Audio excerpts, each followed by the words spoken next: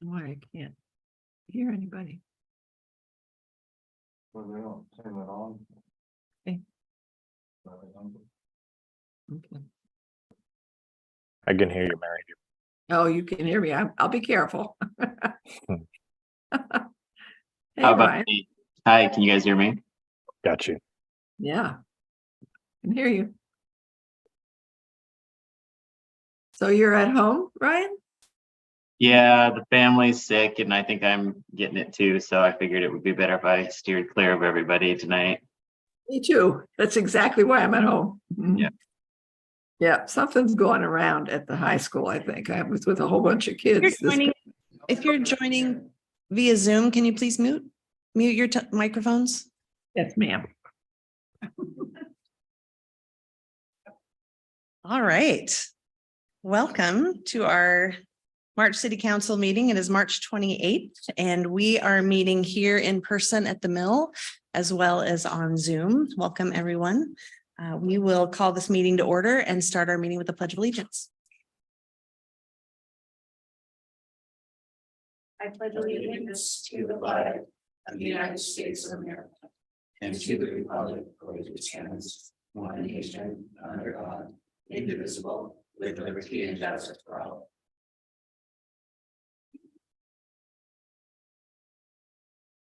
Thank you. Clerk Schilling, can we get a roll call?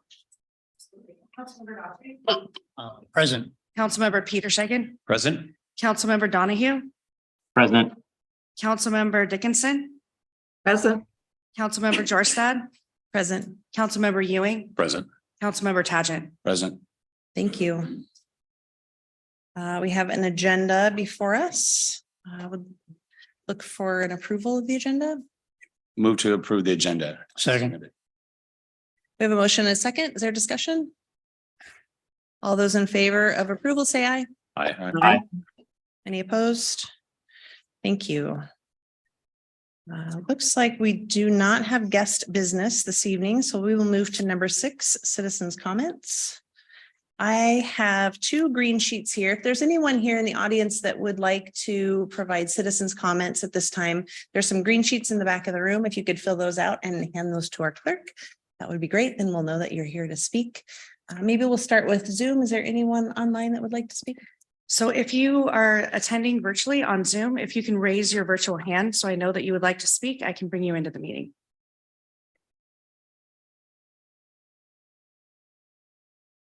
I'm not seeing any hands. Okay, thank you. Yep. I have 2 green sheets here, so we'll start with the first one. Chad Squire, if you could please step up to the podium, state your name and address, and then you'll have 3 minutes. Good afternoon. My name is Chad Squire. I live at 11057 36th Street Northeast. This is a Malaya Heights neighborhood adjacent to the Timbers. Malaya Heights is located just south of SR 92 and access off of 113th there. That's just north of Highland Elementary. So this isn't part of the agenda today, but I felt like I was obligated to say a few things about the gate that connects the 2 developments. As we have heard, a few wanted that gate removed. So I talked to the HOA of the Timbers. I invited them to come down and talk on their own behalf if they wanted to, but they did inform me that the HOA of the Timbers, which is a newer development, wants that gate to be fixed and closed. I had a really good conversation with the Director of Public Works, Aaron Halverson, who informed me that the gate is being repaired and will close it back up once it is complete. So if that is the case, we do respect that, and we respect the fast response to fixing it. So the history of that gate being there, it was placed there, voted by the City Council after hearing the concerns of the taxpayers in the area when the Timbers were being built.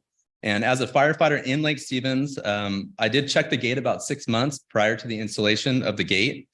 And it appeared to me that it was an Opticom activated gate. And when I tested it, it did not work. The gate was also a Knox key. So when I tested that, I did that on 3 separate occasions, not during an emergency test. And I had no issues opening the gate. The fire department carries Knox boxes on all emergency vehicles, and all fire personnel are trained on it. So after talking to Lake Stevens PD, I did learn that they don't carry a Knox box key on all their vehicles. I believe it's only the sergeant that carries one. So fixing the Opticom system or adding a code to the gate is a super easy fix for this. I also had Elsa Sexton from Snohomish Regional Fire and Rescue who contacted the GIS coordinator from dispatch, who was able to add gate information onto our mapping system. And so when we respond as fire or PD, we will see a logo of the gate here, and we will see information on here that says it is Opticom and Knox operated. So we will know how to open that gate prior to the arrival of getting there. So what we're seeing right now with the gate open, while it's being under construction or getting worked on, whatever it is, we are seeing more traffic through the neighborhoods, which includes the high school kids getting out of school, racing through the neighborhoods, and trying to bypass essentially the traffic on 113th, trying to get to SR 92 quicker. Some of the neighbors have witnessed some of those high school kids going 40 plus through that neighborhood where the gate normally is closed. This is happening right now. So I anticipate this getting a little bit worse when kids kind of. And that's 3 minutes. Oh, shoot. Okay. All right. Well, thank you for your time. Just my last thing, I just want to say, don't let the convenience of one person change your mind on this gate to affect the safety of the many that are there to support it. So thank you. Thank you. The next person I have is Judd Adams. Please state your name and address, and you'll have 3 minutes. Thank you. As you said, my name is Judd Adams. I'm also a Malia Heights neighborhood resident. My address is 3407 111th Drive Northeast. My property is at the gate. So I see all the traffic, and I see the fire department come up and try to get through, police department. I've seen Public Works up there over the last 2.5 years since it was installed, and I've talked to them. I've tried to get them to, it's broken. Can you guys work with whoever needs to do it to get it fixed? The day the gate got disabled, I reached out to Universal Land, found out the name of the contractor they had hired to install the gate, talked to that contractor. He gave me the approval to give the mayor and Mr. Alverson his contact information. I've talked to him again today, and he's told me that the city has reached out to him. So that is wonderful. I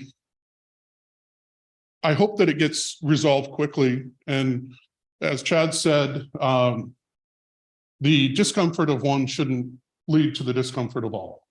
One person screaming to all the people that person knows to get something removed should not be, or should be considered as just that, just one person, one vote. The promise on getting that gate installed, one of the things was the exit on Callow to 92 was not turned into a roundabout. So those residents would be able to quickly get to 9. If that gate is opened up, they're left open, the residents will know that they can go up through our neighborhood to 113th, get the roundabout on 92 and get to 9 much faster than any other route. So that's about it. I do have one other request for Public Works. Put a backup camera on your street sweepers.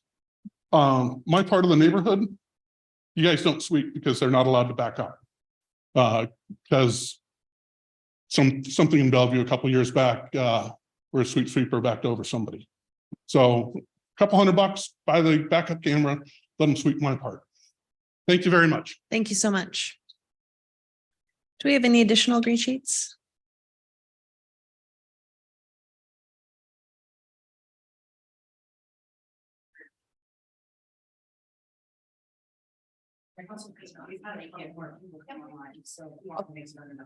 That'd be great. Thanks. Wonderful. Thank you. James Clark, thanks so much. Please state your address, and then you have 3 minutes. Hi, I live on 3493 111th Street. I'm Judd's neighbor. I live just a couple doors down.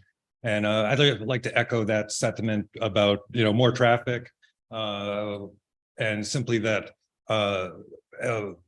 the lady, I think, who has started this One of her complaints was parents dropping off their kids at Highland. And one of the things that strikes me is once you remove that gate, you know, if that's an issue, which I don't think it is, and honestly, I think they should be able to, but if that's an issue, you're going to find more parents finding it more convenient to just drive through and drop their kids off. And so it seems like opening the gate actually makes her problem worse with parent access and that gate. I echo the sentiment on people driving through the neighborhood too fast and just increasing traffic.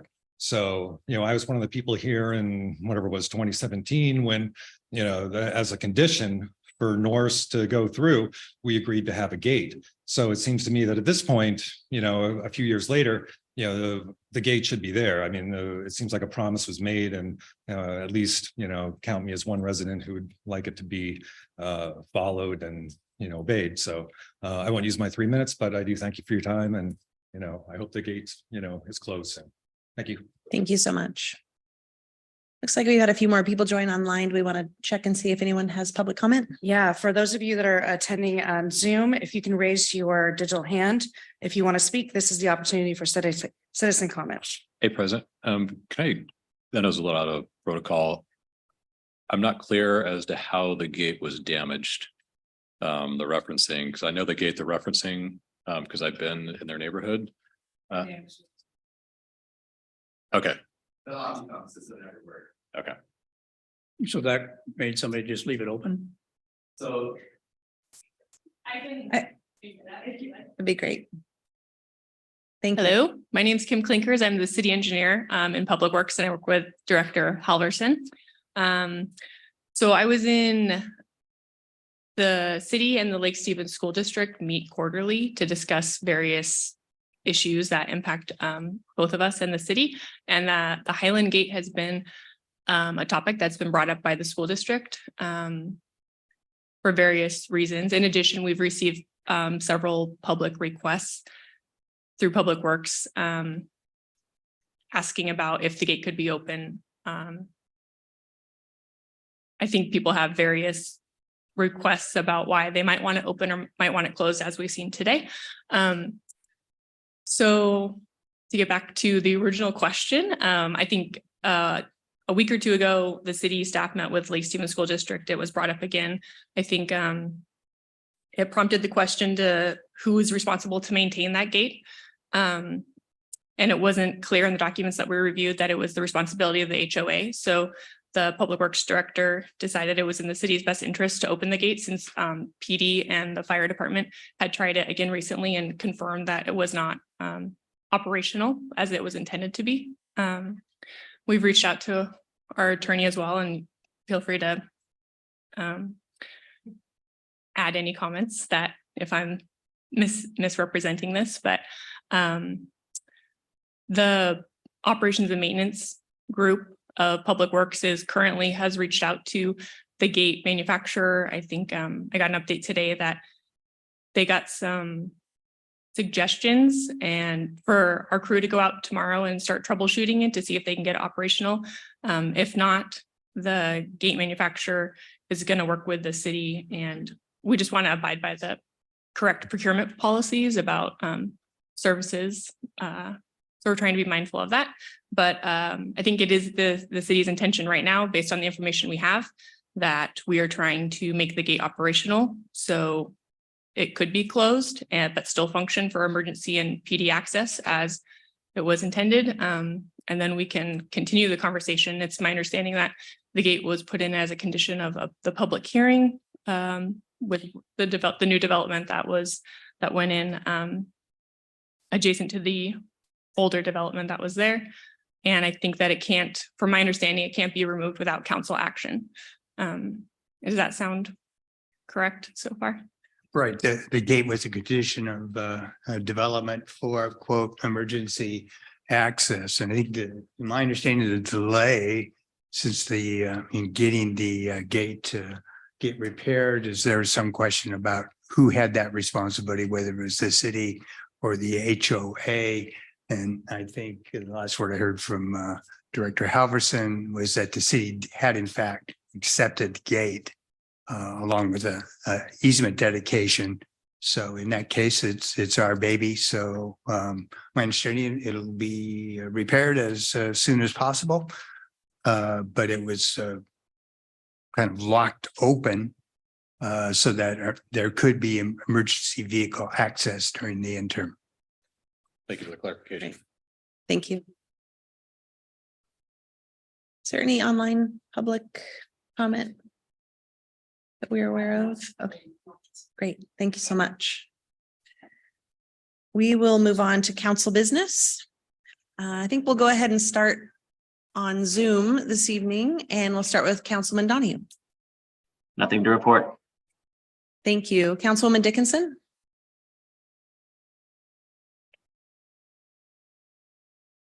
You can hear me, right? We can hear you. Okay, great. Well, I really regret not being there, but if you can hear the frog in my throat, it's probably because I've been running around all week with kids, and I suspect they may have something to do with why I'm doing this on Zoom. I attended the school board meeting at Sunnycrest Elementary last week. They thanked us for the safe walkway. I made sure they knew.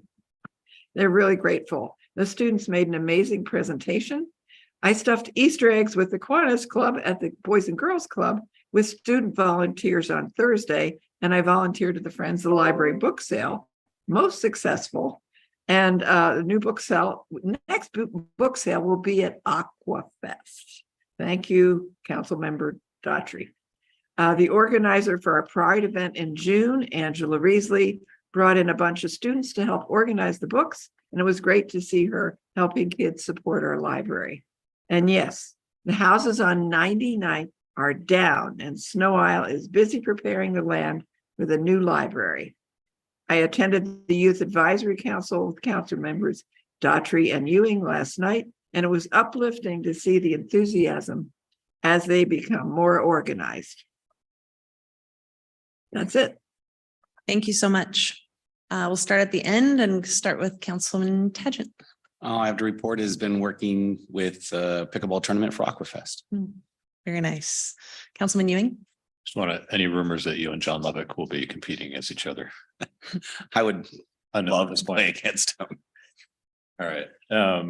So as Councilmember Dickinson indicated, Youth Advisory Council meeting was productive last night, and they arrived at a new mission statement.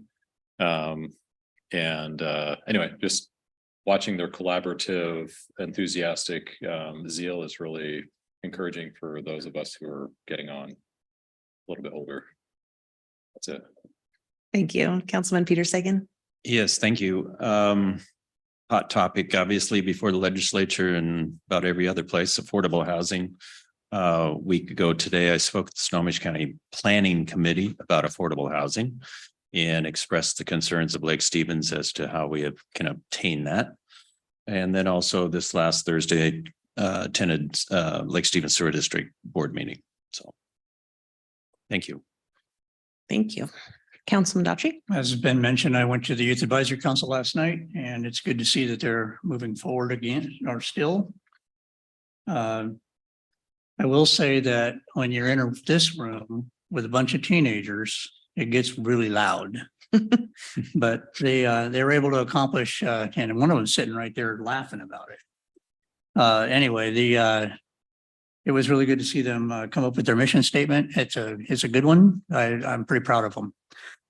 This morning I attended the SCIT meeting where we had an hour and a half, basically an hour and a half download on what's going on with Sound Transit. So it isn't going to be at Everett until like 2040. So it's just ridiculous, but there's a lot going on there. They've got a new CEO. She's getting well ensconced in what's going on and working well with the partner transit agencies like CT and ET and King County Metro. So it's going pretty well, but it's just going to take a long time. So that's all I've got. Thank you so much. The only thing I have is the House transportation budget came out yesterday, and I testified on behalf of the city of Lake Stevens. The budget for the South Lake Stevens Road multi-use path extension and the 16th Street Northeast Centennial Trail connector, both of those projects have been pushed out past 2029. They're not in a specific budget at this point. And so I testified asking that those please be reprioritized to the current biennium. So we'll see if that was helpful. What about the money for the trestle? I understand there was only 17 million appropriated for 23 through 25. I think that was in the Senate budget. That was my understanding as well. Okay. That's right. Moving on to mayor's business. Mayor Gailey is busy doing his military duty. So in his place, I will be reading a proclamation this evening. Get myself organized here. This proclamation is to recognize Ron McIntyre. Whereas Ron McIntyre has lived in and served our community, and whereas Ron McIntyre served his country as a member of the Vietnam War era U.S. Navy, and whereas American Legion Post 181 requested the American flag be lowered to half staff to honor those individuals who have served their country on behalf of freedom for others. And whereas it is important to honor the patriotic service and dedicated efforts of those who have served their community and country. Now, therefore, I, Angie Jorstad, Mayor Pro Tem of the City of Lake Stevens, hereby proclaim that on the 15th day of April in the year 2023, the flags of the Lake Stevens War Memorial shall be lowered to half staff in order to honor the life and contributions of Ron McIntyre. The community should know of those who give so much for liberty. And we have a copy for Vern, who is the commander of the Lake Stevens American Legion Post 181. Thank you very much.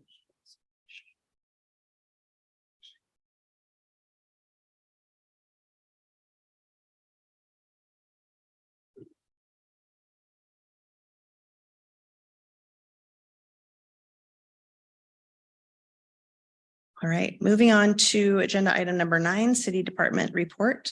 I will turn it over to our Parks Director, Sarah Garceau, to speak about internal guidelines for parks maintenance and operation. Thank you. So in your packet, you will find what was condensed to a 2-page, very large Excel sheet. This is what our department is calling our internal guidelines for maintenance and operations of parks. This is an internal document that will be used on a weekly basis as a guideline to ensure that larger tasks are performed on a routine basis to keep the park safe and usable for the public. The information can be filtered by location, by the task type, or how we'll be using it more often than not is by the week within a month. So that as we're meeting as a team to prepare for our weekly tasks, we filter it to that 1 week. We may have to bring things in from the prior week, or if we have time, grab from the week next. Tasks can be moved based on other items that are more urgent in parks, large projects, but it is a way for us to keep track to ensure that we're keeping up on all routine needs and not pushing off basic maintenance that then becomes a larger issue later. What we did was just color code this with Y's and X's so that you can see really what needs to be done within one specific week versus things that are suggested to be done for that week. So the Y's, which need to be done that week, should never move, whereas the X's can be a little bit more fluent based on staffing and resources for that week.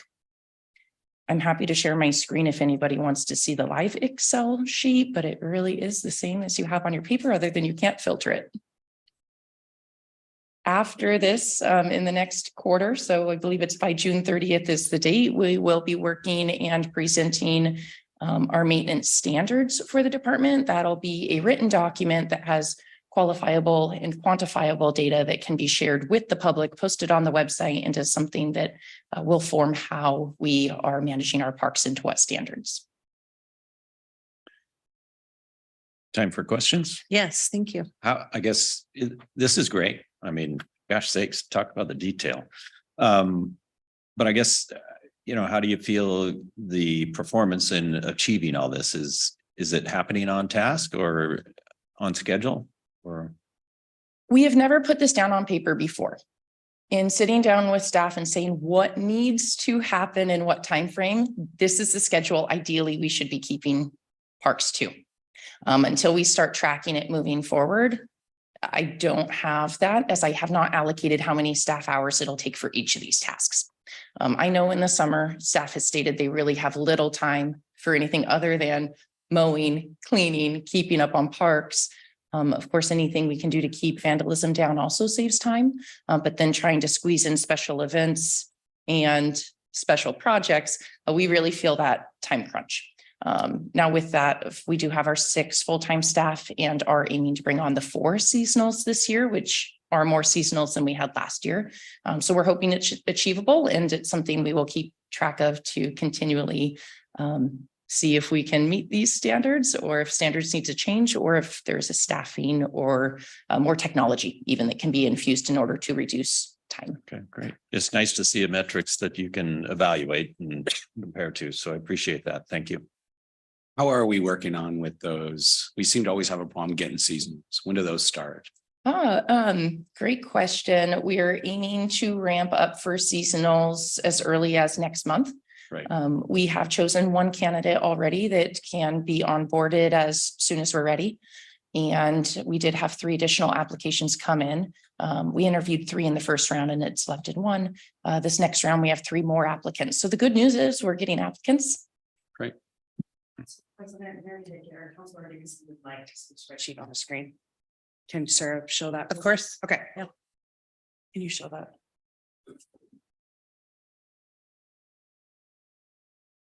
Okay, perfect. And it's here. I'm happy to zoom in if this is too small on anybody's screen. But how it would work is we can choose a location. For instance, if we just want to choose Lundin. Those are the items that are benchmarked there. We do have a total of 93 items trackable on this list. We can also choose a week within a month. So if we choose the week of this current month, for instance, and weed out the blanks, those are the items, 13 different items that staff should be focusing on.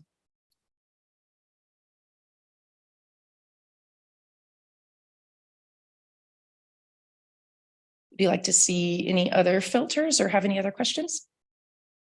So Director Garceau, this information is outstanding. Thank you so much for you and your team, whoever was responsible for putting that together. It goes a long way. Our city is now a city of 40,000, not a city of 5,000, and we're starting to run it like a city of 40,000 where we can have quantifiable metrics, and that's awesome.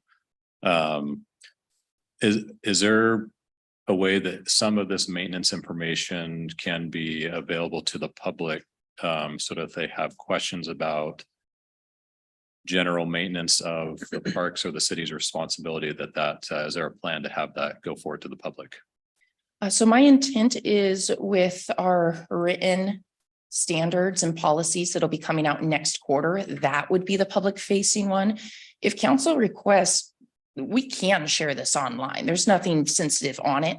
What I'm worried about, I suppose, is that if somebody sees an X or a Y and they say this activity didn't happen in this week, I just want to make sure that we're not held to it, as it isn't necessarily a standard that has been agreed upon, but more of a work schedule to try to allocate resources. So if it's a request and you want this online, we can do that. I think general information is probably helpful, especially since we don't know if our equipment and our labor is adequate. I mean, as you've identified. But I guess in line with what Councilmember Tagent was referencing, I'm concerned that we do not have the proper equipment. From what I've observed, it seems like our equipment is inadequate for our facilities. And so we wanted to make sure with the budget that you have the proper equipment and that your staff were properly trained to maximize the efficiencies and to maximize their skill sets. I appreciate that. I do know that I've talked several times to staff about equipment. We did purchase a couple, I think 1 additional mower at the end of last year. They feel that at this time we have enough equipment. We had some extra blowers, trimmers, things like that onboarded at the end of last year. And I continually have a checklist just for them to add their wish list, anything that they need to succeed. We also made sure that everybody has the proper tools in their truck, so they're never having to drive back to the shop to obtain them. Thank you. Would it make sense to check back in, say, in 2 months or 3 months to get some feedback about, now that you have this schedule, how well your team and your current resources are able to meet these goals? We absolutely can. And as we proceed into next quarter with those written standards, it's going to have all the quantifiable and qualifiable data. So it'll tell you how often is grass cut. Well, we don't measure it by one day of the week. We measure it by how tall does it get before we cut it to what level, for instance, because grass grows at different lengths and different locations, different times of the year. With stuff like that, we're going to be able to put staff hours on things. How long does it take to mow an acre based on the equipment that we have? So that'll really be able to tell us, do we have the staff hours to make this practical or not? But I can absolutely bring this back and track for 2 months to show you what occurred versus what we were planning for. Okay, I think that would be helpful. Thank you. Thank you. Any other questions? I have one last question. So Director Garceau, what is the city's plan to use the prison's inmate worker crews? I know Public Works has used them. Wondering, I know I've seen them here in the park doing work around here. So what's the plan for sharing that resource and for maximizing that important skill set that those people offer? We had a crew today. We generally get, I believe it's 2 crews per week. They are shared between Public Works and Parks. However, I'd say a good 95% of the time they are working for the Parks Department. There just hasn't been a continual larger need by streets or storms. However, we ongoing have that conversation to say if they have a priority at any time, they can let us know and we shift them back and forth. So the correction crews are being used for basic maintenance within the parks. They may be trimming back vegetation, removing blackberries. The one day they helped remove the playground equipment that we had. So as we have tasks that require their skill set, we use them a lot and they take a huge load off of the man hours that we require to run parks. But I asked that because I've watched him work on a number of occasions, different settings, and I just see a really good skill set and I see hard workers. And so it's good that they have that opportunity to have an outlet for that energy and those skills. Absolutely. Any further questions? I was just going to say, Yep. You're doing a great job. Your work's being noticed and it's really great to have a work plan in front of us to look at this kind of information. So thank you so much. Thank you. Thank you. Moving on to item 10, the consent agenda. Do I hear a motion? I'll move to approve the consent agenda. Second. Motion and a second. Any discussion? I am. Hearing no discussion. All those in favor passing the consent agenda, please say aye. I Any opposed? Consent passes. Action item number 1 is ordinance 1157, amending the Lake Stevens Municipal Code Title 10 Parks and Recreation. And I'll turn it back over to Sarah. Thank you. So this was brought to council 2 weeks ago. We did have feedback and some notes for items to update. Many of the updates were changed. However, in talking to staff, there were 2 items that I'd like to discuss. We're proposing that they're not changed and addressed in a different way. I went ahead and updated all of the bullet points and everything in the staff report to reflect the changes or sections added. The first thing that we want to recommend is that 1003-180D, which talks about metal detectors. We would still like to see wording in there that it would be allowed with a permit. Now, before the wording said with permission of the Parks Director, which sounds like it takes a lot of my time, we proposed to change that to it's allowed with a permit. The reason why is in talking to staff, they have had encounters with metal detectors being used in parks in ways that they shouldn't. Most recently, at the end of last month, there was a good sized hole being dug into the roots under a tree in the disc golf area. When this person was approached, they complied, went ahead and filled in the hole and left. But we feel that some rules are required.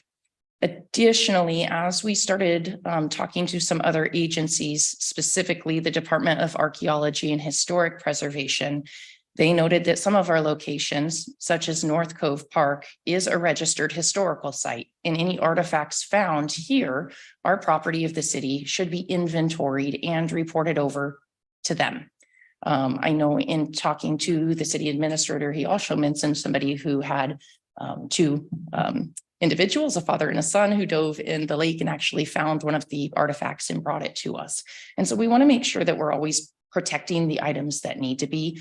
Having rules that can be agreed to just allows that individual to say, I did read through this. The ordinance is a lengthy document and the average citizen will not read through the entire thing. It can be written pretty tediously. This would give us a chance in a very quick snapshot to give some rules and guidelines. We would propose this as a free permit. There's been no fees approved to do it. I believe that we can do this for free on our online civic rec program, that it could be a lifelong permit. They apply once, we have their contact information, they automatically have a permit. And then if we ever need to contact everybody with a metal detector permit, we have an email list if we ever need to adjust rules. The other item was we had a conversation in regards to drones. In our research, I went ahead and instead of addressing drones in the Parks Code, added a section in 10.03.195. And the language helps to regulate the use of airborne remote controlled devices within parks. Drones and aircraft itself are regulated by the FAA, and they're the only ones that can govern airspace. It gives cities very little room to put regulations in place. We would need to do a large amount of research to see what can be put in the code. Additionally, I would recommend that be placed in a city-wide code so that it could be enforced on Main Street instead of just in the grass areas. And that way it addresses the problems we heard with events or over water or beached areas.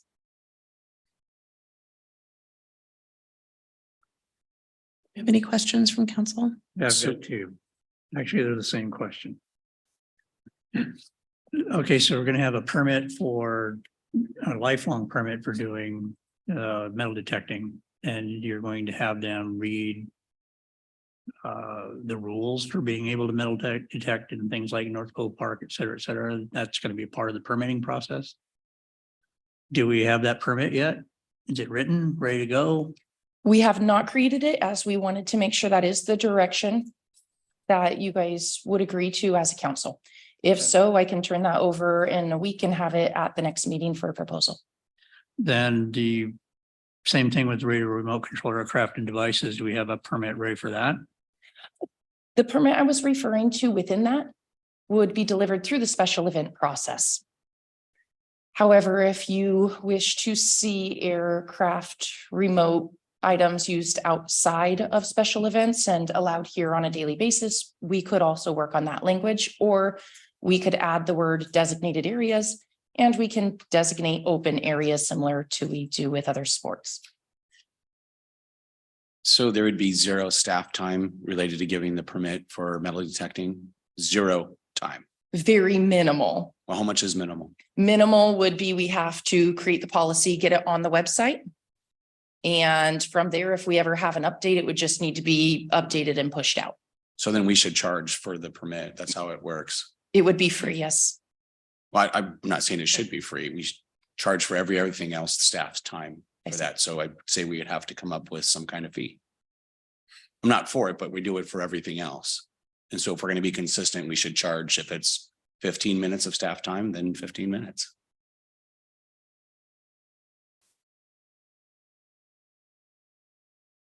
I disagree.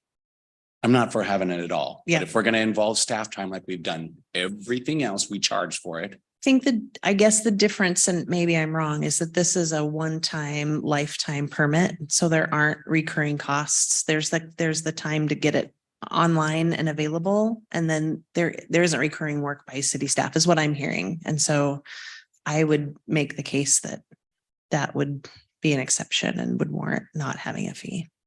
It's my 2 cents. Maybe the fee should be 2 cents. Last time it was, we were talking about issuing a permit. It was like whatever staff time costs, is what it costs. Nope, I hear you. That's what we go with. I just don't know why the double standard now. Well, I think I can share President Jorstad's view on that. I mean, and this is a little rub from our last council meeting, and I regret bringing it up here, but we shouldn't, if we have a council time that's included for a permit, if it's, for example, 3 to 5 hours, we don't just choose the 5 hours, which is the maximum. I've got a problem with us charging the maximum fees, but going back to this issue here, if it's a one-time lifetime fee and there's initial setup costs, I'm supportive of having that. I'm not supportive of the permit, but if we are going to have a permit, I would prefer that it be free and lifetime. So that's a best case scenario for me for something that I don't want. For the record, I'm not supportive of a permit, but if we are going to have one, should charge a fee. So we have. Thank you. Councilman Donahue? Yes, sorry. So in listening to this, I'm also wondering if a potential justification for a small fee would be to cover any future staff time related to the activity itself. So we've heard examples of people, unaware of the rules going out and digging, and that response requires time. So I'm wondering if, a small fee imposed could also be used to cover that as well.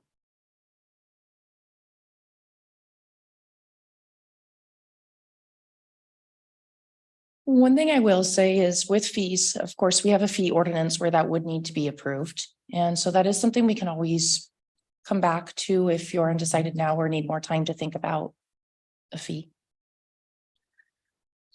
I guess I would feel, if we understand as a council where people sit with regard to whether or not we should even have a permit, then we can decide then what direction we go with this conversation about fees. Because if we have 4 people that say, no, we don't want fees, then the conversation about the cost of those fees is really irrelevant. Sure. So we have an ordinance in front of us that is requesting action to pass, and the current ordinance does include a permit that has no fee. So I would propose that if we want to move forward with a motion that if council wishes to make an amendment to that motion, then that's certainly an option. Parks Director, how many permits do you think you'd probably issue in a year? Maybe 2, 3? The 5, first 10. year, it may be 5 or 10, best guess. After that, it might be 1 or 2 a year. And it might be from people that think they're going to use it, got it for a gift, used it a couple of times and don't quite pick up the routine hobby. So you've got kind of a group of people that are active in this endeavor, I guess you might say, and they're the same people all the time, right? A couple known faces that are reoccurring. Absolutely. I guess I'm I kind of question as to whether we need a permit in the sense of there's not, I don't foresee a lot of people jumping into this activity. We could always regulate it if they did. Yeah. We had people sweeping the lawns every day And I would think if we've got kind of a handful of people that are consistently doing this, maybe we just kind of hand them a flyer or something and say, hey, these are kind of the things you need to abide by. And if not, then we'll address it. But in the meantime, it seems a little much to be spending a lot of time on a handful of people that are doing this activity. Councilwoman Dickinson? Yes, I feel like charging people for this permit is really not that critical. And I think that at least we're giving them the opportunity to have this permit. So they're not breaking the law, and they will be understanding how it is if they discover some treasure from the history of Lake Stevens. This is what they do. They don't walk off with it. And that kind of thing. I like the idea of having a permit, and I don't see a reason to charge them for it. Thank you. I like the permit idea as a vehicle for sharing information, sharing the rules, making people understand expectations. I guess if there were a different way to do that, I think I'd be in favor of that. I think it's hard to think about using staff to track down people that are engaged in this activity and handing out flyers or, posting things. So having it online and having people be able to go and see something and say, oh yeah, I've read these rules and I agree to them. Like, I like that idea, and the permitting process, I guess, seems to be the cleanest way to do that, unless there's other suggestions. What, For the most part, these people are picking up trash for us. If you want me to be honest, they're digging up bottle caps that are left on the sand. I think if there is a posted sign that says, look for the rules for in our parks or something, but I don't know. Other than our parks, where are people really going to say, look at the rules and regulations, post it online, give them something they snap with their phone and look at the rules. The whole permit thing just seems overbearing for someone walking around with a metal detector, picking up pop bottles off our beaches. I mean, I think if somebody went down there, there's like what? We went down 4 or 5 feet to dig this beach out, put it back. You're not going to find anything of architectural significance on this lawn out here. we would be able to create an internal policy that talks about metal detectors and have the guidelines of what we expect for people using it. I believe, however, and our attorney may be able to answer that if something doesn't specifically get acknowledged in the ordinance, then there's no enforcement for us to be able to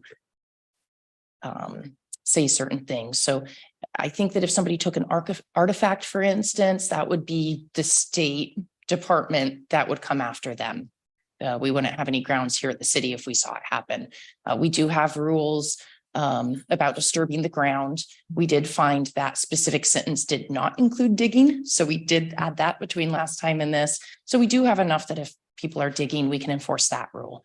So I suppose we can just go ahead and create a metal detecting policy if the idea of a permit is too much and have it on the website, hope people abide by it. But we won't be able to have that posted in every park, as there's only so many rules we can post at one time. So the whole point of all this, generally speaking, with anything that we come up with, is people have to know about it somehow. And if I'm an older gentleman, I am an older gentleman. If I was an older gentleman and decided that I want to go and start doing, looking for coins or something in the grass here, I'm not going to go to the city website and see that, I gotta have a permit, or, there's rules for this. It's like, no, I'm just going to go out and start doing it because I've seen other people doing it. So that's where the problem really lies. We're trying to figure out how to get information to people that, hey, there's rules to this. We don't mind you doing it, but this is the rules. And how do you do that? Even if we have a permit, that's still the problem.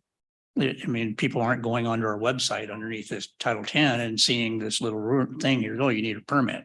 So I think that's the crux of the problem that we're all having here, is how do we even get that word out?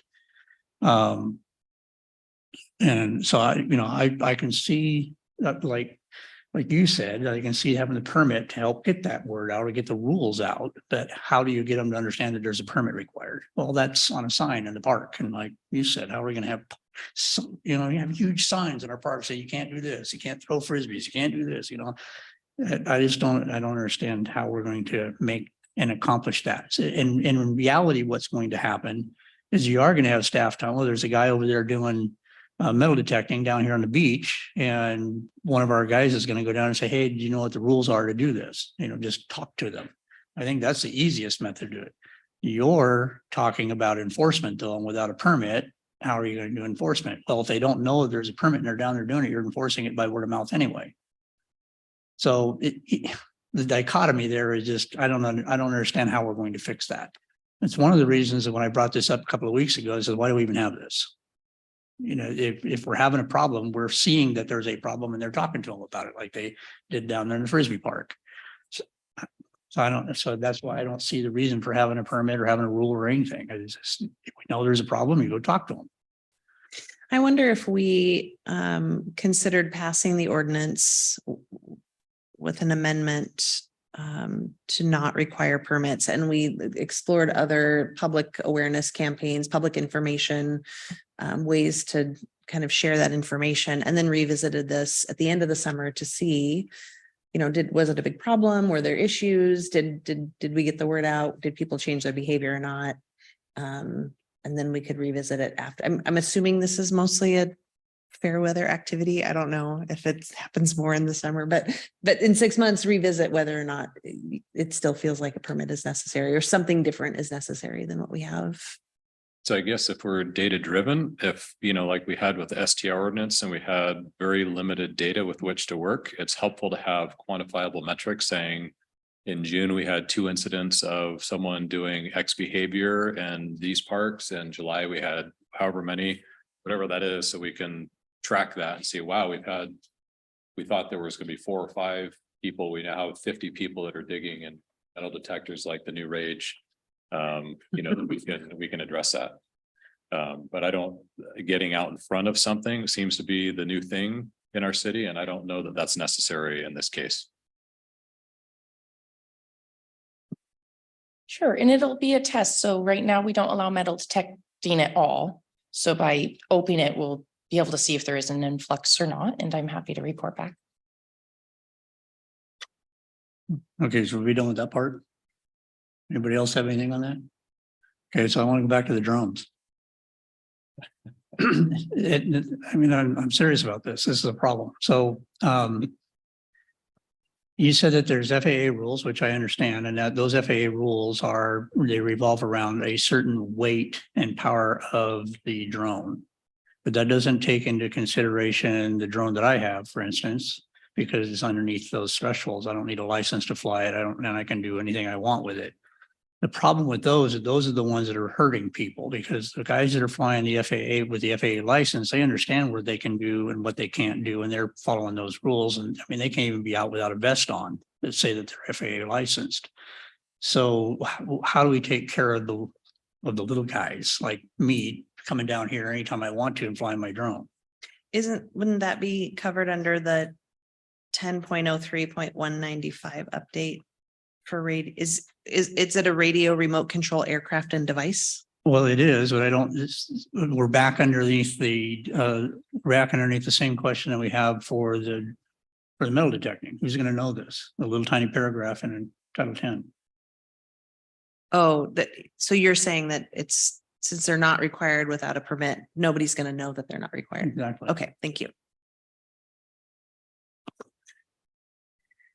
I would say that's up to us to educate. In all rules that we have with parks, even basic ones like keep your dog on leash. It's a lot of education. It's a lot of talking to people. Okay. We do our best to put stuff on signs.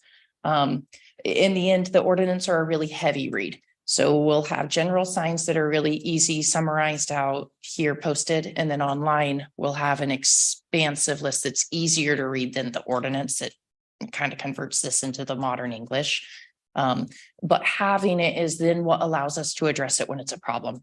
Like the metal detectors in the past, if it hasn't created a problem, we've just kind of gone about our business and realized that. So this will give us the enforcement ability whenever there are issues with any kind of flying aircraft. Okay. How many drone strikes have we had so far in Lake Stevens? True. Since I've been here, I haven't had any That's what Kim was talking specific about. Two report. drones. 2 that I know of. I witnessed 2 of them right here in this park. Are you talking like military action or? I was just talking to drone striking somebody. That's what I was. Oh, I was thinking military action where like a drone dropped a. No, this is where the drone just basically hovers over something, then drops onto them. Okay. Right. I believe you see them a lot more at the special events. Well, no, See I them flying. totally agree with that. It's the special events. I mean, Aquafest has a no drone policy with the exception of a contracted drone operator that's FAA qualified or certified. But we have had, and I will speak to Aquafest because that's one of the times it happened is we had another guy who just came up here operating a drone right over the people that are sitting there listening to the band, and his drone fell out of the air right into a family.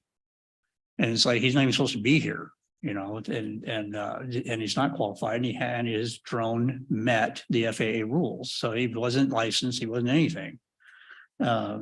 So we had a big problem with that. And then I've been down here just during one day where some kid had their drone down here and hit a little girl that was running. He was following her and she stopped and it ran into her. So it's just, it's just those kinds of issues that are out there. That's a liability for the city. That's what I'm worried about. Well, first I'm worried about somebody getting hurt because those things can hurt you. And then the other thing is a liability for the city, because if we don't have something like this, which is fine, but then it is an educational process. I mean, when I talked to the guy, well, actually, I didn't talk to him, I yelled at him. But when I talked to that guy, he was like, well, I didn't know. Okay, great. You didn't see the sign we have down here that says no drones. So that's the problem. I just don't know how we're going to get around it, except talking ad nauseum about these things. So I share your concerns. So I guess the, safety is one, and I guess in parallel with that, for our city attorney, is our current language adequate to mitigate any liability the city could incur as a result of the language we have in the ordinance? Well, Reasonably. Reasonably. I mean, the only question here is that I would say have with this language is, who do we issue a permit to? We're saying you can't do it without a permit. So somebody comes in, okay, I want a permit. Would that be in your administrative rules, Sarah? We are able to add them into the administrative rules. Our thoughts in talking to my coworkers at Parks would be that permits would only be issued in conjunction with special events. That might be nice to add to this paragraph. Within a park without a permit, permits will be issued in conjunction with special events, so that So basically, if we're telling people you can't operate the drone within a park, if something happens, their drone goes down, hits somebody or whatever, the city wouldn't have any liability, responsibility for that. We're not sanctioning the use of that drone at that location. In fact, it's a prohibited use. So no, there's no liability with that. A large number of cities in the state now have prohibitions prohibiting drones operating in parks simply because of the kind of reasons that you're talking about. They invade people's privacy. And then there's the danger of people getting hit. Well, yeah, I'll tell you right now, privacy is not an issue because there's no reasonableness of having a privacy in a public park. That's a constitutional thing. And we can't even, I'm not even willing to discuss that one. It's constitutionality. But if we take this, then we added something in like you described, is that you're not going to fly in a park unless you have a permit, and that permit will only be during a special event. Then that takes care of the kids that are driving, hitting their drones out here and, mini drones, things like that. That takes care of that. They're not permitted in our parks. Correct. And that is the language No, it's not. in 10.03.195. Is that? No, it's not. We just add add the sentence, Special event. permits issued only in conjunction with special events. Right. Councilman Donahue has his hand up. Thank you. Councilman Donahue. So hearing that, I'm wondering if this statute is us not sanctioning or permitting drones in a park. Is this the type of thing where we have to worry about that unintentionally sanctioning drone use in public spaces, not parks? Do we need to consider expanding prohibitions on drones to all public spaces within the city? Well, we could do that. If we do it here and we don't do it other places, are we subjecting ourselves to some liability that we wouldn't? I don't think so. If we see it as a problem, I guess we could go back and deal with that issue. But simply because we take the precaution in the parks that you can't do this within this particular space, it doesn't create liability because we don't have that specific prohibition elsewhere. If that's your question, yeah. That is, thank you.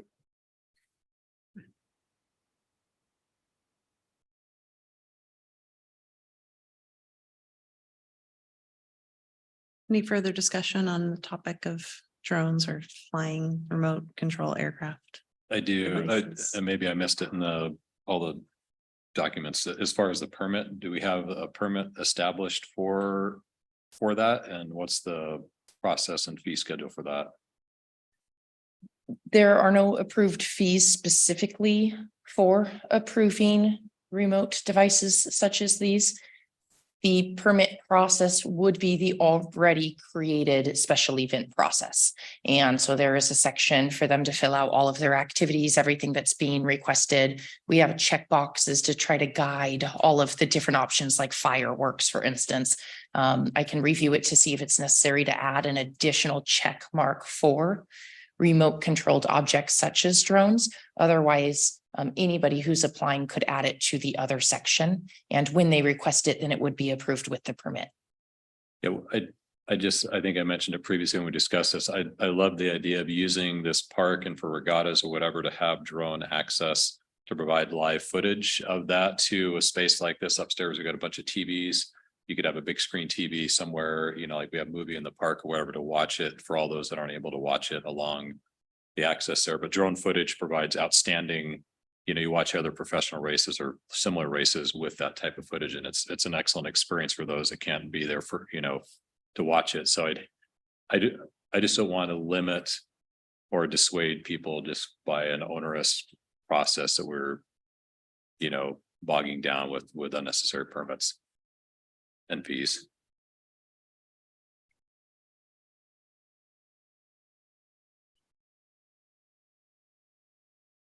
Yeah, but Councilmember Ewing, having been exposed to the rowing community and in particular, it would seem to me that that could be a part of that particular special event permit. Because I don't think you would have an individual that would be utilizing a drone that would be broadcasting to TVs and so forth here without some sort of sanctioning from the rowing club or the act that would be done in conjunction with that. But yeah, exactly. So Just like Aquafest would have, Yeah. maybe a drone to show everybody Yeah. an event or something. Yeah, we contract for a drone during Aquafest, so. How would the council like to proceed at this point? Are there any further questions or comments, first of all, about the content of the ordinance? Well, I guess the question is, we've given you a couple more changes based on our discussions about the two relevant topics. Do we need to have those brought back to us before we consent to this, and have it so we can read it and then do it again? Or can we do this with the amendments as discussed? If we can make amendments as we discussed and get this off our plate, that would be great, I think. yeah, we got two issues, right? Right. So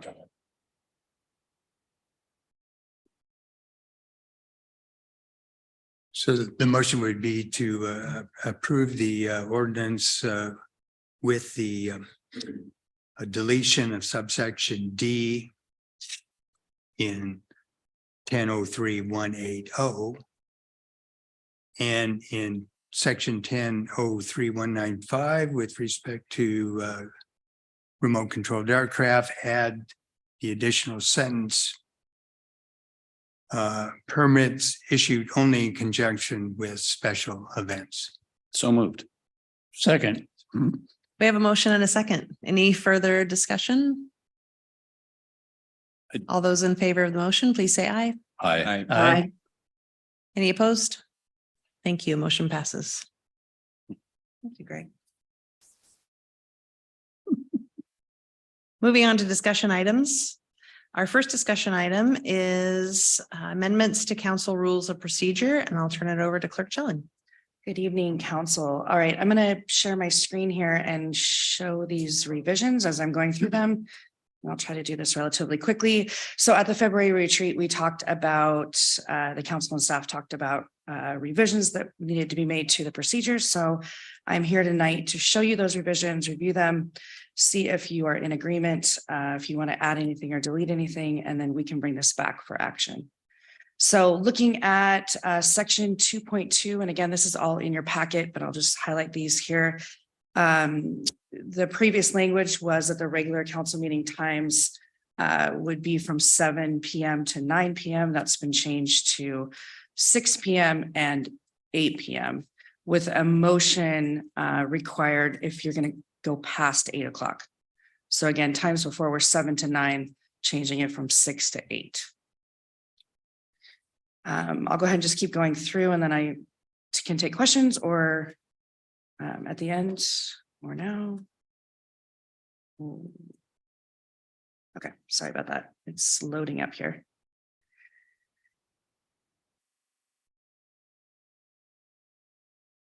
Or it's not. Hold on here. Apologize. Go back to my original. Okay, second change was to 2.7. I actually made this change because it had said that our regular and workshop and special meetings would be electronically recorded. And I think that's when we did audio only. So I did just add the language that it would be recorded and uploaded to the city's YouTube channel. I do have a question. Sure. So would that include our retreats as well? Because I received some feedback from the community members that were concerned that we were not recording that, and it was basically held at a remote location and there was no recording of a day-and-a-half event. And so is that the intent of, I guess, I would prefer that it be spelled out specifically in that, that our retreats be recorded. The reason being in 2021, when we had our retreat, or excuse me, 22, we got some really good feedback from the community from our recorded event. And I think there's a greater level of transparency and accountability for us as a council. I think what this doesn't talk about is off-site special meetings, which is kind of another category. I don't know if we want to talk about that now. Is that covered somewhere? Did I miss that in another section? I don't think we specifically talk about off-site special meetings, which would be the retreats. Certainly any meetings that take place in this room, as far as regular workshops and special meetings, would be recorded. But I think that's something we can add or talk about later. I think when we were talking about the retreat, we also were talking about just the audio and visual capabilities of the location where we are, and that's Yeah. hard to predict. I would suggest maybe putting that topic on a upcoming workshop and talking that through about what council wants to do moving forward, since it isn't addressed in our current. And where do we stop it? I mean, SCC dinners, anywhere there's time of 4 more of us in a spot, do we have cameras with us everywhere? I mean, at some point, it's onerous for us to always be worried about audio visual everywhere we go. Just my only thought. Seems like it's worth further discussion. Yeah, and I know we don't have the equipment right now to be able to do it. We'd have to purchase it, so. Okay, going to section 3.7. This was just an easy change that we talked about agendas, and the packets would be available by Friday instead of Thursday, the week before the meeting. I also added just this quick few words on 5.1 as far as comments were concerned. I just wanted to address how people participate virtually so that they would raise their hand virtually if they're on the Zoom meeting versus being here in person. All right, just scrolling through here because my other one didn't work. I apologize. Let's see. A couple more changes.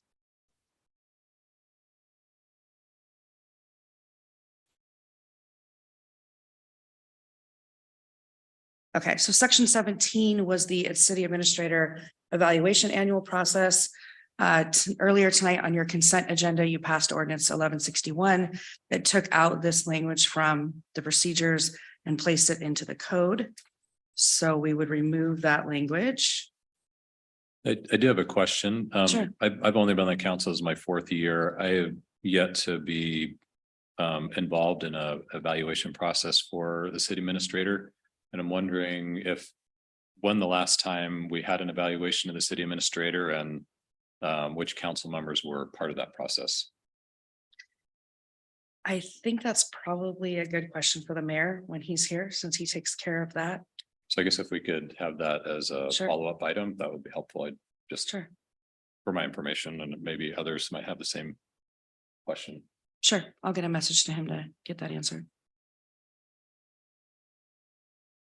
I know our city administrator, Jean Brazel's on the line. So Jean, if you wanted to add anything, raise your hand and let me know. I didn't miss that.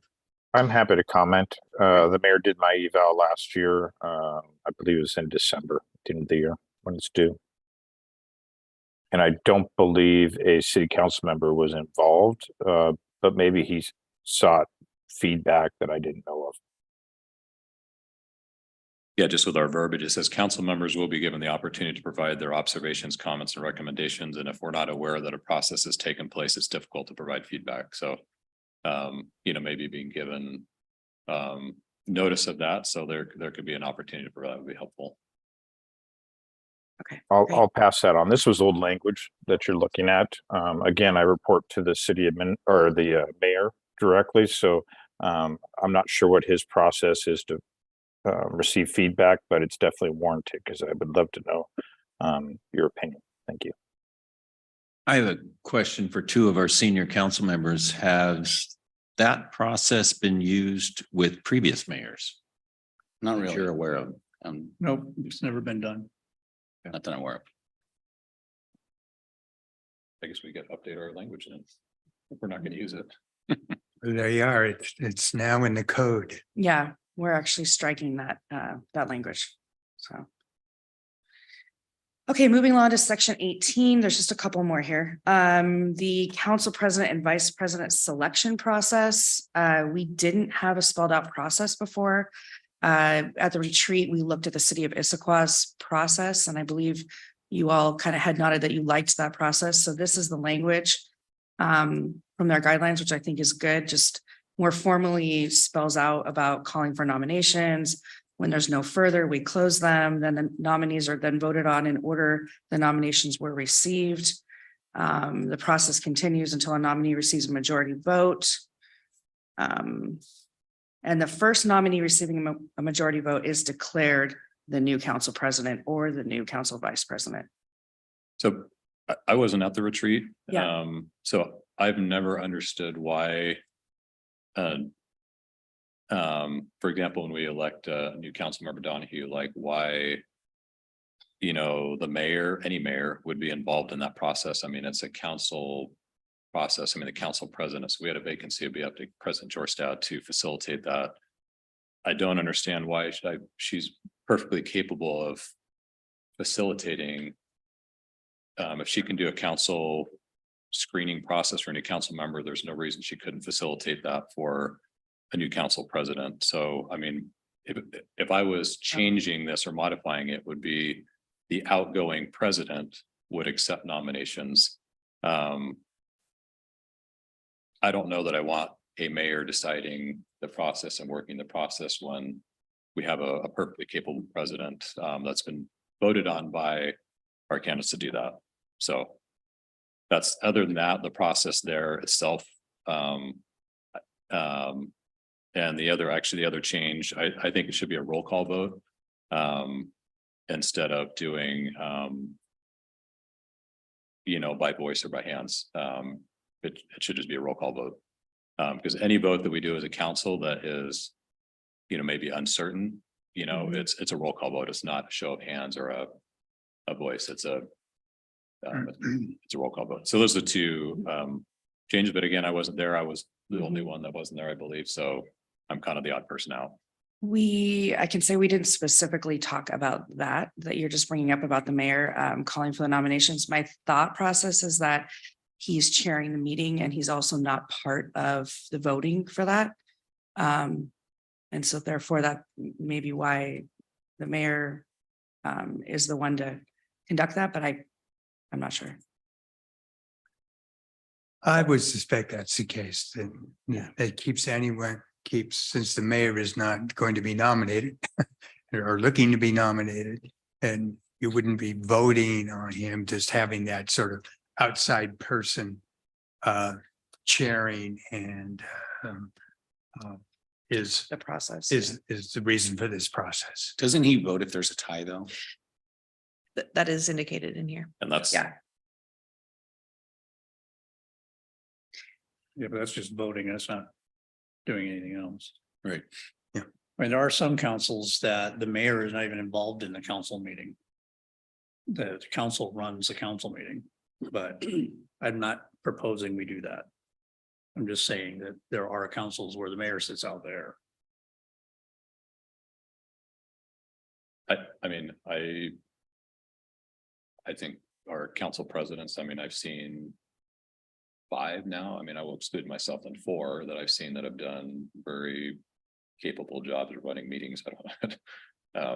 So if there's anyone else that shares my view, I mean, I guess if I'm the lone guy, then I'm fine stepping back. I just, it doesn't make sense to me that someone, I understand that independence, I guess, impartiality. But I guess if that's not part, I think a roll call vote is at least the part that I think needs to change. I'm fine with the roll call vote, whether you say aye, nay, yay, roll call vote, achieves the same thing.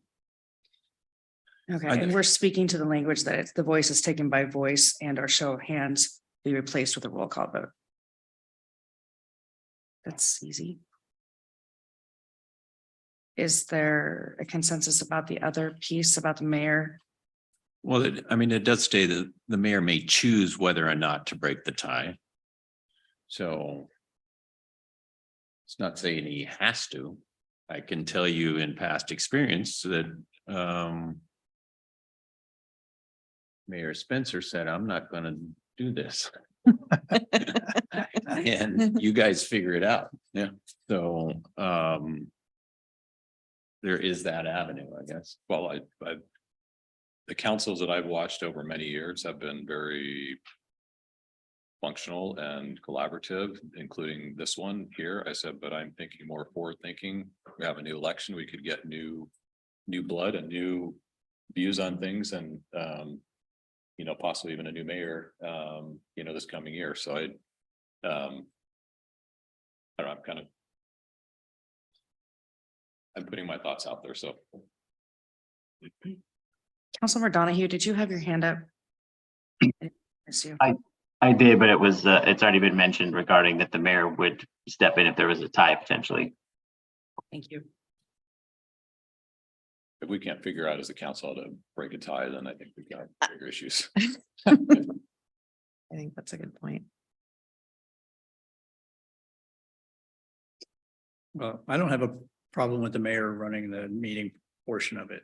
I also don't have a problem with doing a roll call vote. I mean, except that every time we do a roll call vote, I'm first. So I would like to change the rules of roll call vote that we do, if we're gonna have roll call votes, that we do it differently to where we have like a lottery for, who gets first next time, that kind of thing. So it's mixed up because it's a roll call vote. I'm first every time. I don't, I can't see what the temperature is. I think that's my struggle, honestly. Thank you for saying that with a roll call vote for this situation. If there's 3 nominations for council president and you're doing a roll call vote, then someone's always first and someone's always sort of me. right. So rather than raising your hand, like everybody puts their hands up or doesn't.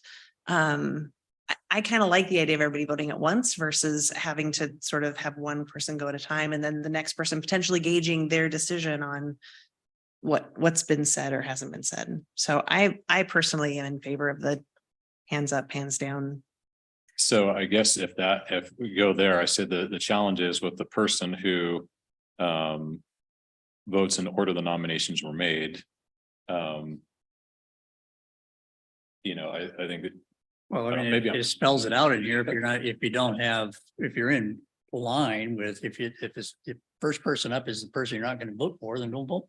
Yeah. Don't raise your hand. So I think it works fine just the way it's written. I really do.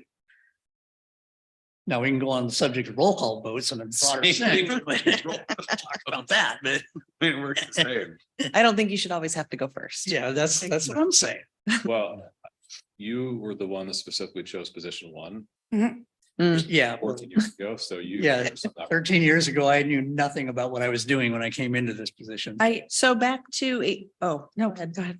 I was just gonna make a comment about I think that's a council decision, how they want their roll call votes to work as far as order.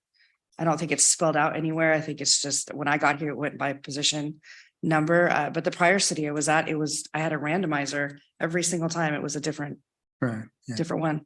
let's do that. It's very common. Yeah. you just change it if you're number one, you know, on one vote, then it moves on.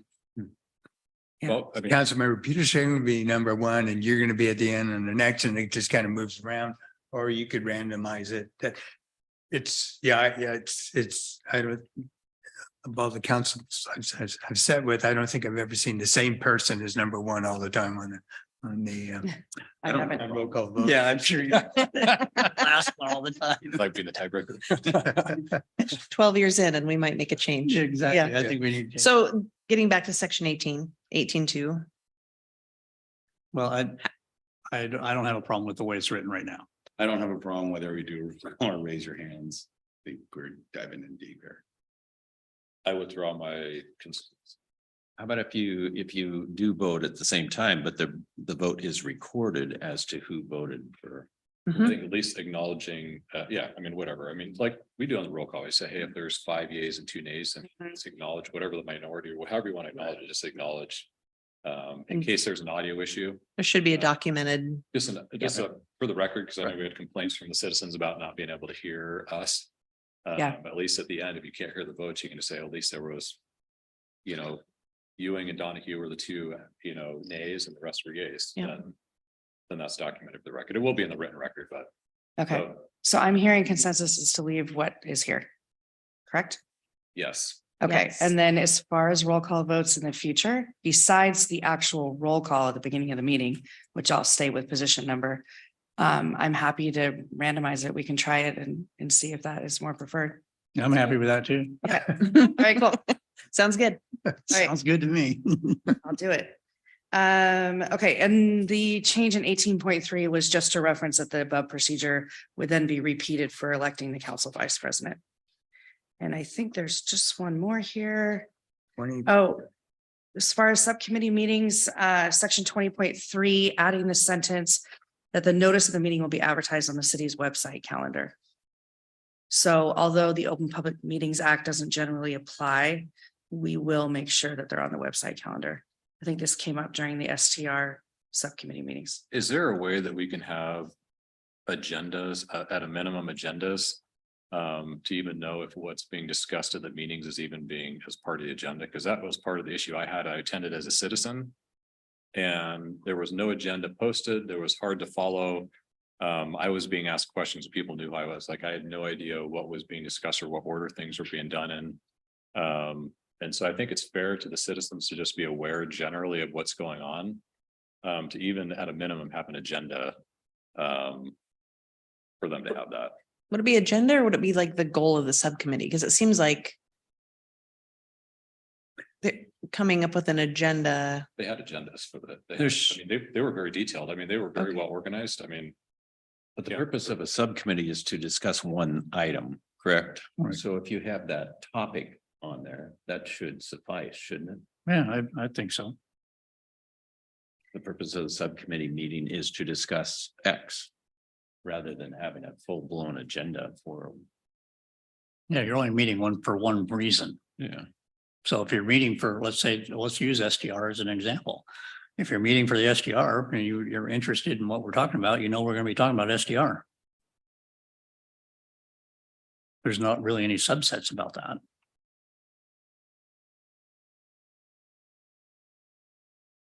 Well. I think. I would disagree. I mean, I only attended 2 of the 4 meetings, but I just felt like the STR was not. I don't think it was as transparent as it should have been. And I realize that even as a council subcommittee, one that Vice President Frederick and I and Council President Georgetown were on, that was a oversight that we made, that we didn't, it wasn't as transparent as it should have. So it's not the citizen one, it was also the council subcommittee that wasn't as open as it should have been.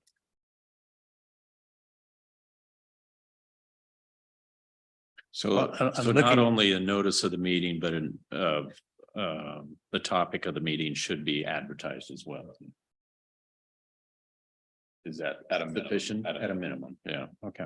Well, they can always advertise more. I mean, nothing to stop that, but as subcommittee, it would seem that they're probably not even organized enough to have an agenda. In the sense of it's a compilation of citizens and council members and planning commission and whoever, you know, may not have the amount of time to actually put together an agenda. And may not That's have good. someone to keep people on the agenda. I mean, that might not even be what ends up being talked about. If Russ did a really outstanding job with the agenda for running meeting. I mean, he did a fantastic job, and that was the only reason to be able to like really track what was going on. I mean, I thought he did an awesome job. I just think the information, if it was available to the people, would have kept down on the chatter in the gallery.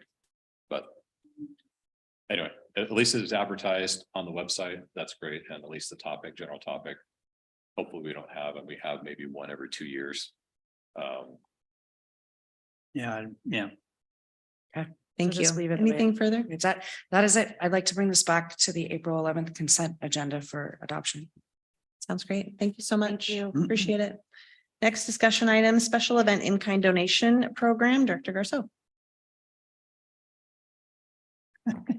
All right, so shortly after I joined the city, there had been a lot of discussion about creating an official policy and program for in-kind donations when it comes to special events. So this is my department's package as to what we believe is the best option to evaluate requests, set criteria for which the special events would be eligible to receive in-kind donations, and take us through that process. This does not state or have metrics for how much in-kind support would be going to each event, as that would be impossible to package up. Every event is unique, both in size, what they offer the public, as well as their requests are also various. There are 3 different PDFs or documents that were attached to this. One of them is the program application, where we are asking the organizations to report what kind of in-kind support are they requesting. This is not meant to duplicate the special event process or those permits. That is separate, and we can always grab more information from those permits if necessary. It has what we call an in-kind donation agreement, which is really our rules. It says things like, sure. Yeah, I can absolutely share the documents. Give me just one moment.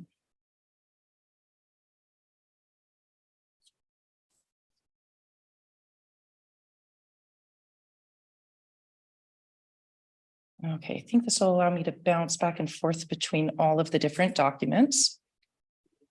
You're welcome. So this one is that in-kind program application. So we're asking what the organization is, what the mission is of the organization. It can also be an individual resident of Lake Stevens. We're created different categories for what kind of in-kind donation requests. So whether it's waiving fees, requesting staff support, or sometimes even cones are included in that list for runs. We're asking for how we would be recognized as a city, such as marketing, if we have donated to them in the past, and asking what types of donations or events. And then just basic event information such as date, location, if it is open to the public, if there's costs to the public, those sort of questions. The program agreement itself just takes you through what is the purpose of the program. Of course, the city wants to see special events and the public benefits that they provide. Our goal and our 3 measurable metrics for this, our goal in creating the in-kind donation was to allow donations for special events that provide public benefit. So to do that, we have to define what is public benefit. So how we did that was we stated that it will promote the city of Lake Stevens as a visitor destination or bring tourism associated revenue to the city. It would enhance the quality of life and well-being of the community, including educational opportunities. And it would advance the city's commitment to and pride in being a diverse community, promote cultural and or artistic awareness.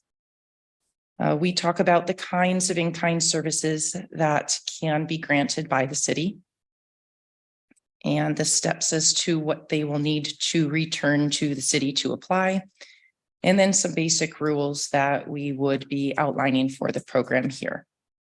One thing that I did have a conversation with about a council member today was in all of our documents, we had put in here 501c3. It was brought to our attention that that definitely disqualifies other nonprofits in the organization. That was an oversight on our part.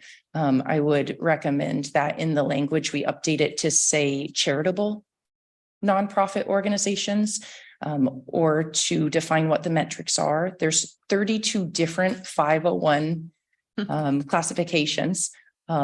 Some of them are ones that might qualify, whereas other ones may not be ones that we want to support. So that will be something that we need to go through. We can either open it to all nonprofits, which is all 32, or we can spell out the certain 501c3s. The most common of those are 501c3, C4s, C6s, and C19 from the list that I read on the 32 available.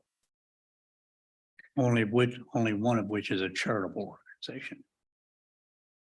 There's different definitions of those. 4 and a 6 are not charitable organizations. In other words, you cannot take any kind of sponsorships or anything you did to that event and have that on your, as a tax, as a non-taxable item on your IRS taxes. Only a 501c3 falls under charitable organizations where it goes to your IRS taxes. So that is indeed the problem that I brought forward, is because of that. If you don't include the 4s, the 6s, and the 19s, and which are not charitable, then that gets rid of several of the organizations in our area. So we don't want to say charitable, we want to say nonprofit or not for profit. So there's some work to be done. Emily. Thank you for clarifying. Okay, so through the process after the application is returned, this agreement would be signed at the bottom stating that it has been read through. How we would score these is based on a rubric scoring system that staff created. The goal in creating all the criteria and putting together this packet and scoring guide is not to exclude events that have been supported by the city. The intent is to continue the same support that the city has already been given, unless there was a council decision not to, of course. But the scoring guide was based on ones that we have annually supported, or new ones that we know may be coming forward that were desired by residents. Minimum qualifications just would make sure that you qualify through the basic mechanisms that were set up here. Public benefit just answers those 3 questions of, do you promote tourism? Do you enhance the quality of life? Or does it advance diverse community and cultural artistic awareness?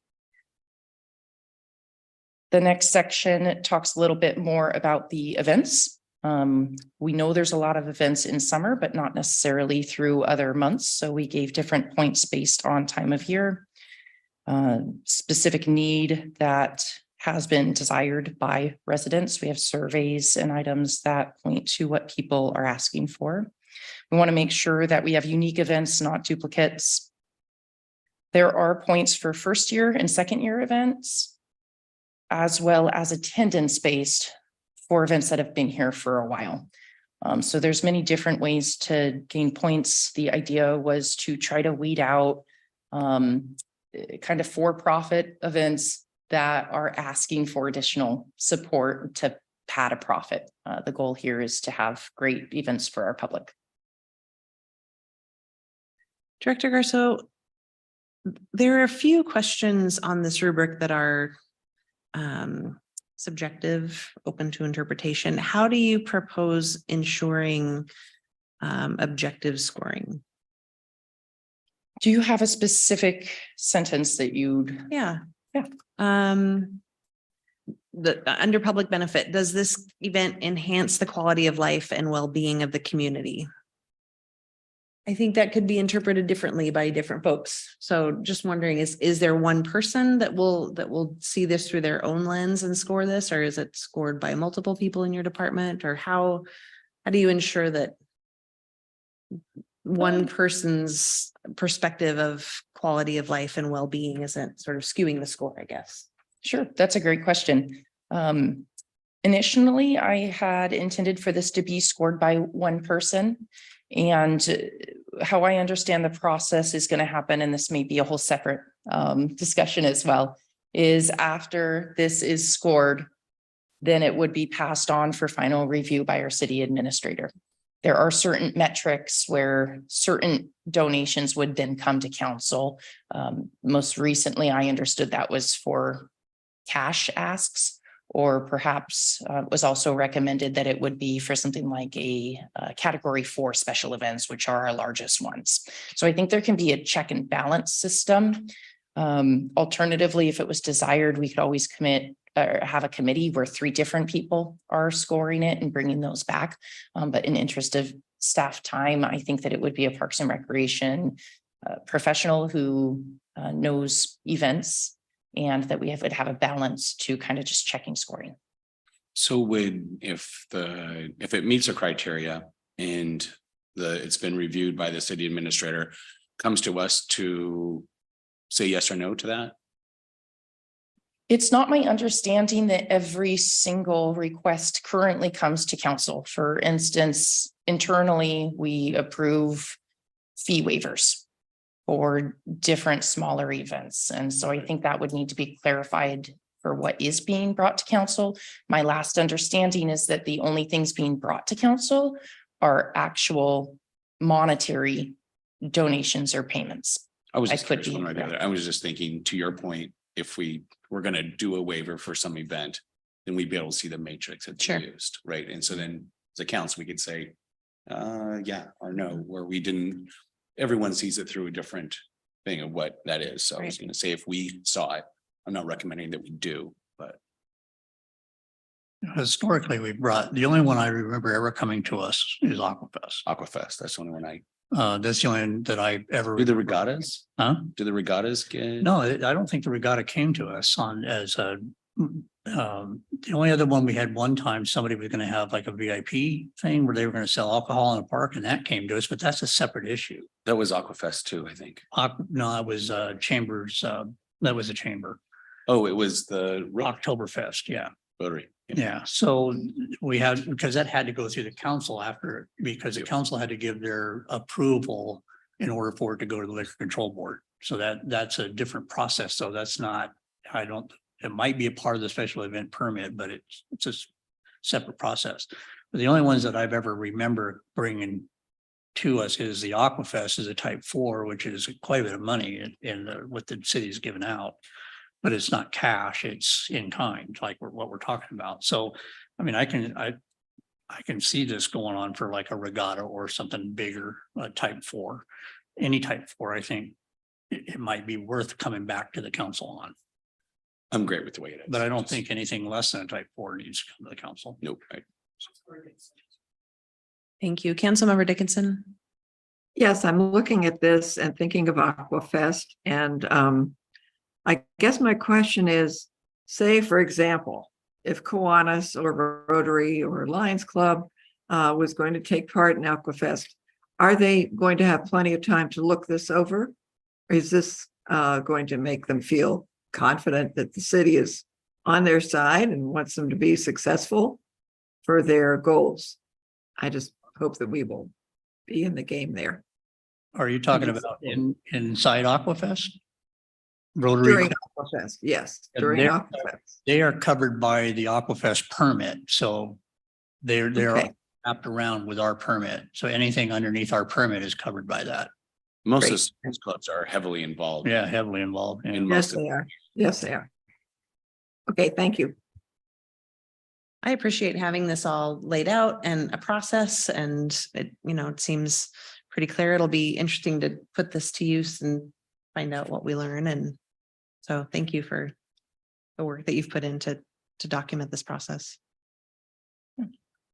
Yeah, I appreciate you doing this as well. It does. I think it brings more legitimacy to some of the things that we're doing in the city. It's all been kind of catch as catch can before.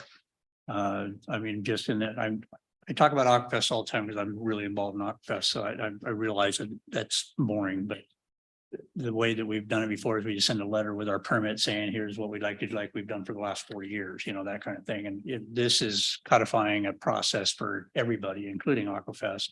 And I think that that's a better way of doing business. So the change I'll make is changing the 501c3 wording to nonprofit or not for profit. Were there any other suggestions or changes? I think maybe just having a conversation among your team about the objective scoring process and coming up with a plan that adds that objectivity. Okay, thank you. Thank you. Any further questions? All right, we'll move to our last discussion item, our Lake Stevens ADA transition plan. Turn this over to Director Halverson. I will be presenting on that this evening. Over to Ms. Clinkers. Thank you. Yep, but Director Halverson is on the call if we have any questions or concerns for him. All right, so I also have a consultant on the call, Ryan Peterson, and are you able to promote him if he needs to talk? Great, thank you. And I'll share my screen and start the presentation.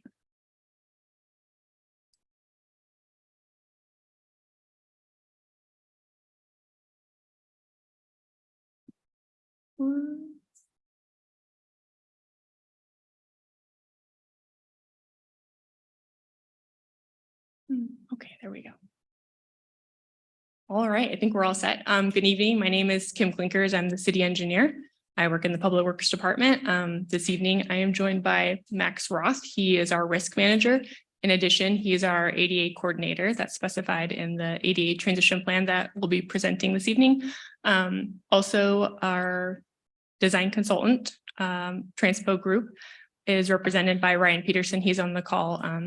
If we have any technical questions, he can chime in, but I'm going to present the ADA transition plan to you this evening. In the staff report that's included in your packet, there's no specific requested action from council this evening.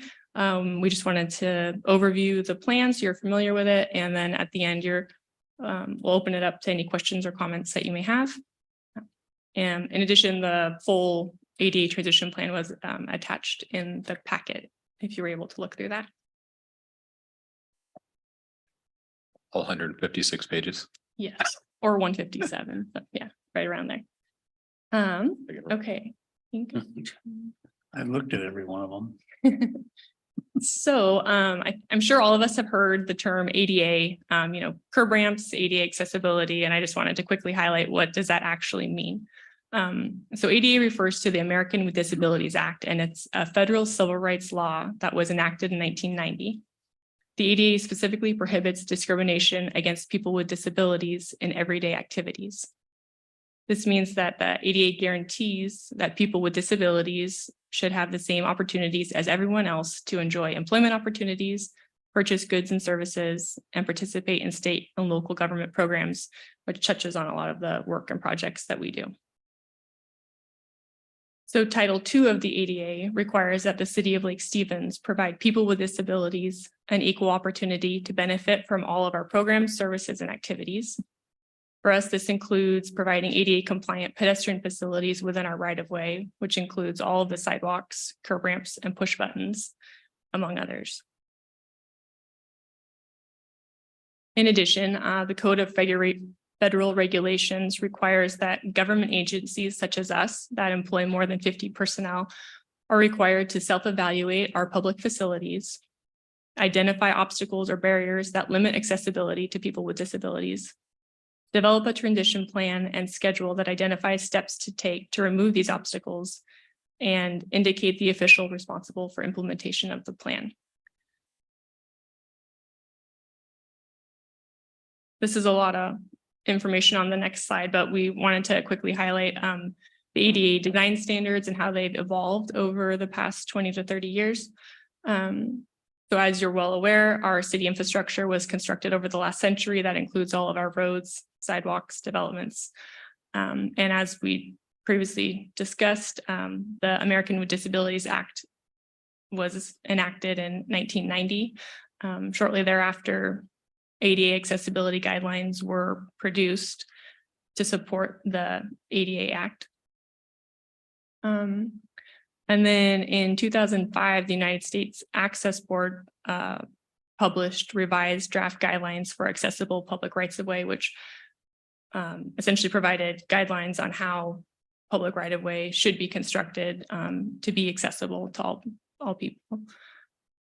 And then in 2010, the ADA accessibility guidelines that were published in 1991 were replaced with ADA standards for accessible designs, and this document contains all federal ADA standards. And then in 2011, the United States Access Board published proposed guidelines for pedestrian facilities within the public right-of-way, which is what we refer to as PROAG. And that's the most recent document that we use for reference with ADA compliance. So the 2005 and the 2011 documents from the United States Access Board are still considered guidelines because they have not been adopted as federal standards, but they are endorsed by the Federal Highway Administration, the U.S. Access Board, and WSDOT. So just in summary, this slide we wanted to highlight that over the past 30 years, there's been a lot of iterations and guidelines that have been produced. And it's still sometimes difficult to know exactly how to construct certain facilities to be fully ADA compliant. In addition, I wanted to highlight just our annexation history for Lake Stevens. This might be a little bit of an outdated map, but I wanted to highlight the various areas around the lake that were annexed after 2011, which is the current standards that we are using to assess ADA compliance. And those, the PROAG is also what the U.S. Access Board uses as a reference. So we're in line with that. But there are several areas around the lake that were constructed before they were annexed into the city. So essentially we're taking on, Snohomish County infrastructure that was constructed to their standards at that time. So to move on to the ADA transition plan as a quick background of what's been accomplished this past year. So the project was initiated in July 2022 when we reached out and found Transpo Group to be the most qualified consultant to help us develop this plan. They helped us to complete a self-evaluation of all of our pedestrian facilities within the right-of-way between November and February. In December, we conducted an online public outreach survey where people could answer questions about barriers they experience throughout the city or where they need to have additional ADA facilities constructed so they can get to where they need to be. And then in February of this year, Transpo Group completed an assessment analysis based on the self-evaluation data that they collected. The draft ADA transition plan was provided to the city early March for internal review. And then mid-March, which is right where we are now, we released it for public comment. I think that period closes tomorrow at the end of the day. And we are open to any comment that council has this evening. Because we have committed to WSDOT that we will finalize the plan and provide a copy to them by the end of March, which is this Friday. So it's coming together. In terms of just touching on the process of how this transition plan came together, as I mentioned, there was a public outreach element, which we wanted to ensure that the community's priorities were reflected in the plan, and we conducted a community-wide survey on accessibility. In addition, Transpo Group conducted a standards review. So they thoroughly looked through all of our engineering, design, and development standards and our Lake Stevens Municipal Code for compliance with requirements to ensure new and upgraded facilities are accessible to current ADA design standards. When it came to the data collection, that was a several-month process, as I mentioned. Transpo Group collected data on the city's right-of-way facilities. This included over 137 miles of sidewalks, almost 3,100 curb ramps, and 97 pedestrian push buttons. The push buttons are typically at signalized intersections, but they also are where we have the pedestrian crossing, the bright yellow triangle signs where people can push the buttons to get the rapid rectangular flashing beacons, RRFBs. Hey, Kim, how is it Yes. decided whether they have the countdown, like when you cross Highway 9, there's a countdown, but then on Highway 204, there's no countdown for you crossing. How is it decided when there's a countdown and when there's not? That's a great question. And those signals on Highway 9 and 92 are WashDOT owned and maintained. But that maybe at the end of this presentation, we could ask Ryan Peterson if that is an ADA accessibility requirement for those pedestrian signals. Thank you. Yeah. One last note on this slide. So the image here is a representation of a parallel curb ramp where the sidewalk depresses down and has the domes where there's legal crossings. And I just wanted to point out that for one particular ramp to be fully ADA compliant, there's over a dozen widths, slopes, and other elements that have to meet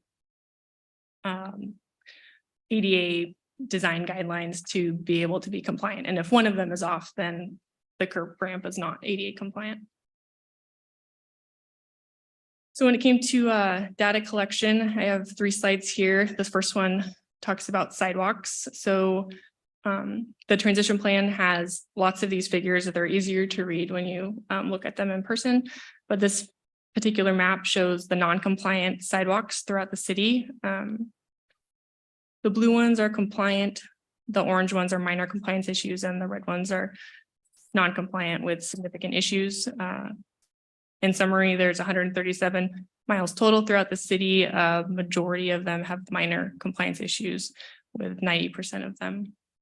What's a being in the minor orange. compliant issue? Just to grade off somewhere, needs to be ground or something? What are we talking about? Yeah, I can find the specific language in here, but I think it's just probably have to do with the detectable warning surfaces. If they're either not present and it's easy for us to just adhere them to the surface, or if they're in the wrong configuration, that's something that's minor that can be fixed. I think when it comes to demoing out concrete and repouring it for the grade of the ramps or not having a flat level landing, I guess, well, sorry, this is sidewalks, so this isn't curb ramps. That'll be the next slide. So In a matter of sidewalks. Time, I'll skip my question. Okay, yeah, no, it's fine. Yeah, I think I could double check for sure to answer your question. Yeah, because I would think it'd be a running or cross slope issue, or it would be a hazards in the sidewalks that would be the primary issue for minor compliance. Okay, so moving on to curb ramps. This is another map that highlights the significant compliant issues versus the blue ones, which are compliant. So 67% of the curb ramps in the city have significant compliance issues. And I think that gets back to my question that you didn't ask, my answer that you didn't ask for your question, where I would think that the significant compliance issues include concrete demo and repouring to try to get all the grades to align. The minor compliance issues would be more of the detectable warning surfaces just applied in the wrong application. And then 11% of our ramps are fully compliant. The transition plan did indicate that in some cases it's not practical to construct curb ramps based on topography to be fully ADA compliant. In those cases, the developer or the city can write a maximum extent feasible document to explain why and how the curb ramp that was constructed to the maximum extent feasible. And in those cases, that documentation would provide justification and would, if we kept that on file, then it's possible to have curb ramps that are not fully compliant when you measured in the field, but if we have the documentation, then that would correct possibly some of those minor compliance issues. Lastly, Transpo Group looked at pedestrian push buttons. So we have 97 total throughout the city, not including WashDOTs on Highway 204 and Highway 9 and 92. And in general, Transpo Group said that none of them are fully ADA compliant. I think there's 15 points of compliance for push buttons. So about 47% of the push buttons require full replacement. That's because they're the older style, H style, I guess is what they call them, with the photo in the middle of the slide. And then we do have about 53% push buttons throughout the city are the upgraded APS style push buttons throughout the city. And I think we have the opportunity to reprogram most of those to just have the audible chirping noise. So when a visually impaired person approaches those signalized intersections, they know where these buttons are located, and that would correct a large majority of the APS buttons that just need to be upgraded. Okay, so moving along, once all the data was collected on our public right-of-way facilities, the sidewalks, curb ramps, and push buttons, then Transpo Group went through a method to prioritize the data. So they had two primary scores. One was accessibility index score, which was 0 to 30. And that one, each barrier was scored in relation to the severity and the physical impact to accessibility, which translated to those previous figures we just looked at. The other prioritization score was location index score. That was a 0 to 45 rating. And that specifically addressed proximity to popular community destinations. During the public survey in December, the three primary concerns that we heard from citizens was they want barriers removed next to schools, neighborhoods, and transit facilities. So the barriers that were identified that hit that metric received a higher score. So between the accessibility index score and the location index score, those were combined to provide a combined index score for all the barriers throughout the city on our right-of-way, and they were put into 4 categories. So this is an example of another set of figures in the plan. This includes the accessibility and location combined score. On the left, it's for our sidewalk facilities, and on the right, it's for curb ramps. The higher priority scored barriers are the red and the more prominent ones, whereas the bluer facilities are lower priority because of the severity is less, and they are not located adjacent to schools, neighborhoods, and transit facilities. All right, so once we had we knew where all of our barriers are throughout the city, and we had a way to prioritize them, then we went into a cost estimating phase. We used recent bid tabs and planning level assumptions, and the cost estimate includes contingency, design cost, mobilization, temporary erosion and sediment control, traffic control, and construction management. And I'll touch on the cost estimate on the next slide. And then the next process after that was just to develop the transition schedule, focused on fixing the highest priority barriers first. So when it comes to the transition schedule, the spreadsheet breakdown on the right is in the plan, and it's a comprehensive summary of the ADA deficiencies. So we have the sidewalk improvements, the curb ramp improvements, and the pedestrian push button improvements.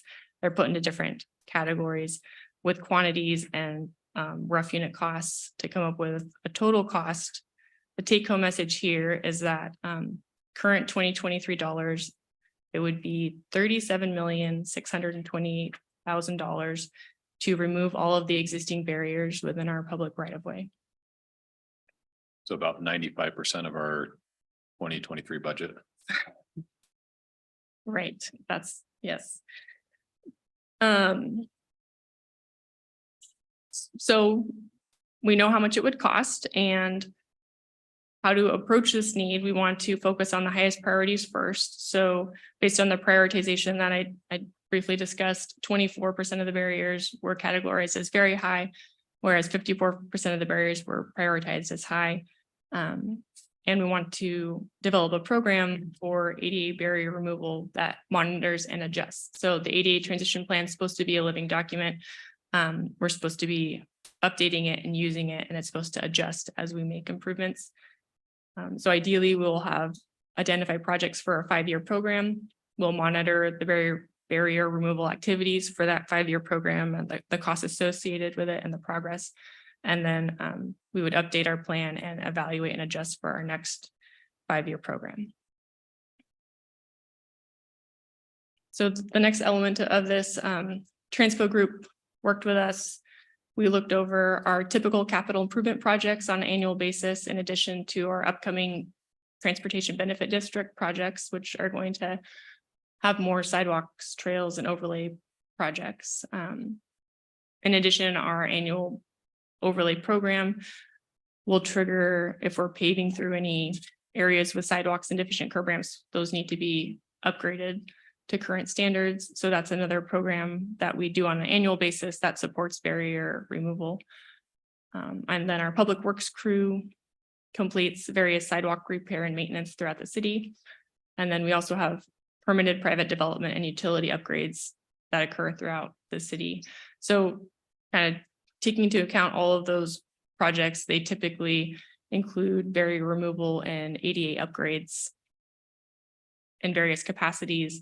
Transpo Group calculated that to be around $1.66 million each year, that all those projects allocate towards barrier removal. So dividing the $37 million cost over $1.66 million per year, then we can arrive at, with the current funding allocation, it would take approximately 23 years for us to be able to remove all of the existing right-of-way barriers that were identified. In the plan, it's also recommended, if the city chooses to allocate additional funding on an annual basis, you know, the 23 years would be reduced based on the table there. So if we wanted to do an extra $2 million a year, we could get this done in 10 years as opposed to 23 years. I guess it makes you ask the question, what's the right number? What are we required to do? And it's not specifically specified by the law. It depends on our financial abilities. And this, in general, we just need to be mindful of the spirit of the law, showing good faith effort to comply. I think one takeaway that we have is documentation is important. Sorry to interrupt. Yes, no I noticed that Councilwoman Dickinson has her hand raised. Do you want us to hold questions until the end, I or? have like just 2 more slides. Great. Yeah, if Okay. that's okay. All right. Thank you. Sure. And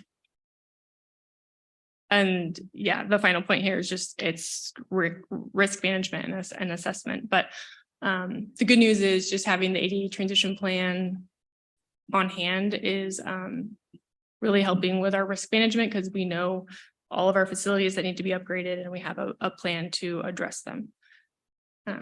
So I have one more slide and then I just have a closing slide. So looking forward, we would like to review any public comments and council comments this evening and through tomorrow, or if additional times needed. But we really are pushing to finalize the transition plan this week and get it submitted to WashDOT that was our previous commitment.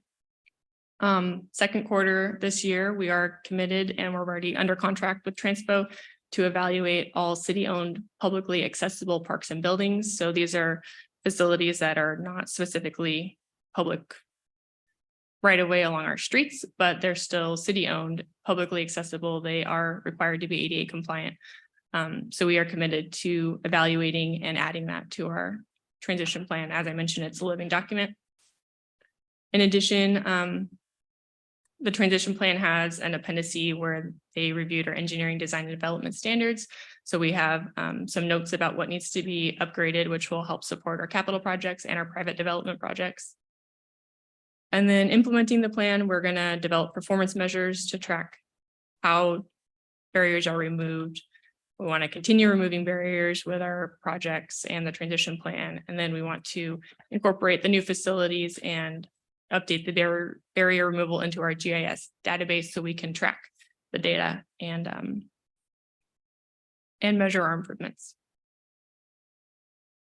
So this is my closing slide. My contact information here and Max's contact information is here as the designated ADA coordinator. We also have Ryan Peterson on the call and he can answer some technical questions, but I'm open to any questions or comments right now. Thank you. Questions from council? Councilwoman Dickinson, did you still have a question? You're muted. Okay, here we go. Thank you.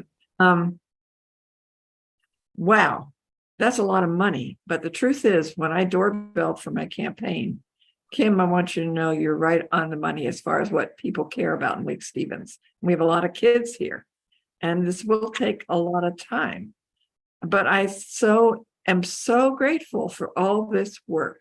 It just blew my mind to see all this. Go, make it happen. Best time you can, but wow, I'm very impressed. I'm in your corner. Okay.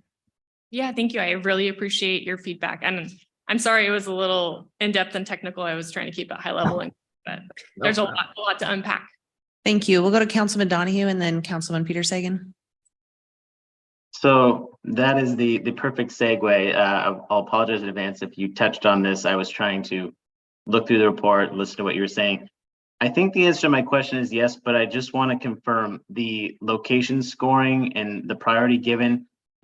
Does it take into account specific respondents and where they live and where they've said, you know, this is an area I frequent and I'm having issues, not necessarily a high traffic area, but specific to people with ADA needs?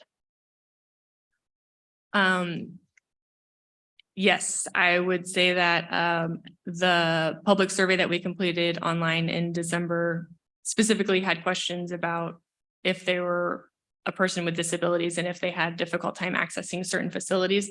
But I'd be happy to have Ryan elaborate a little bit further on that. Ryan, can you hear us and chime in on that question? Yeah, I can hear you. Yeah, Kim's right. We that online survey, we provided basically two levels of opportunities for input. One was on a more general level, a more citywide level. So in that, we kind of asked questions about, you know, in general, where would you want us to prioritize improvements? You know, and that's where we came up with the neighborhoods and transit, and I can't remember the third one, but you know, that's where we came up with those general categories. We also provided a tool where they could actually identify specific facilities that they had an issue with. And so, you know, they could go in there and put a dot on a map and say, this curb ramp is, you know, not working for me. I need it improved. And those specific locations were also incorporated into that location index score and given extra points. Okay, thank you. Councilman Peter Sagan. Yes, a couple of questions. Just to clarify, you said over the 23 years to accomplish this 1.66 million, the high priority areas though in the 5-year program, is that still consistent with the 1.66 or is that a higher price tag? So I think the 1.66 is what we currently allocate for the various projects that we have ongoing at the city. I think when it comes to the high priority locations, which it looks like there's 24% of the barriers, so almost like a quarter of the barriers are considered high priority. In the transition plan, I think that it was recommended that we dedicate 40% of available funding towards very high priority locations. And then the high priorities, we get 30% of the funding, the medium locations, we get 20%, and the low would get 10%. So it's spread out over the investment priority.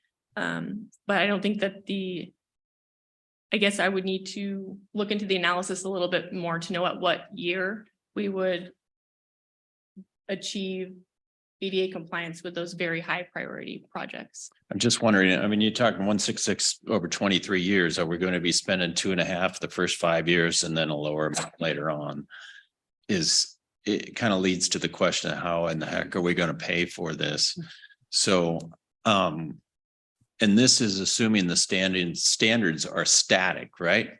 That no standards ever change in the next 23 years, which is nearly impossible since they've changed multiple times in the last 23 years. So how do you get your arms around this? So I guess part of my request would be, it's great to have a study. The other part of the problem is, are there recommendations as to how we pay for this? And what alternatives are there to grab grants? Have WashDOT help us with this. Some of their issues are out of compliance as well. You start impacting right away. We have storm drainage issues to deal with now.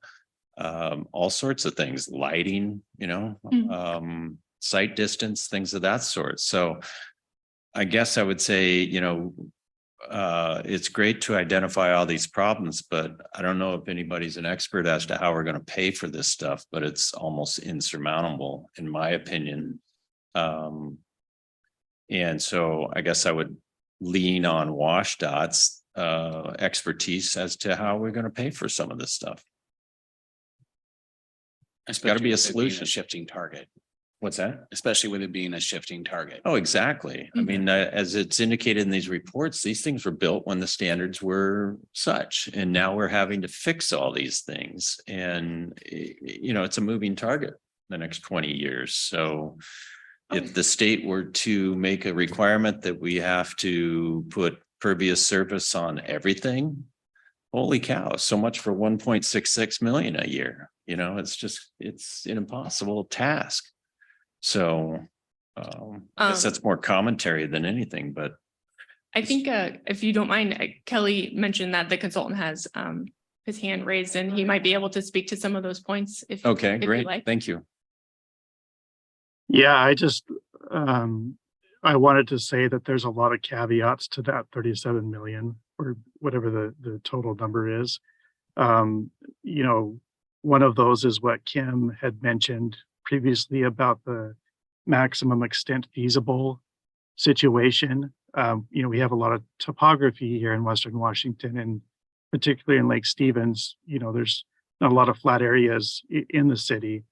That's not something that we look at as we're inventorying the system. That takes a pretty detailed engineering analysis, and really it takes documentation of when that should occur when those facilities are built. And so that's a big caveat to that number.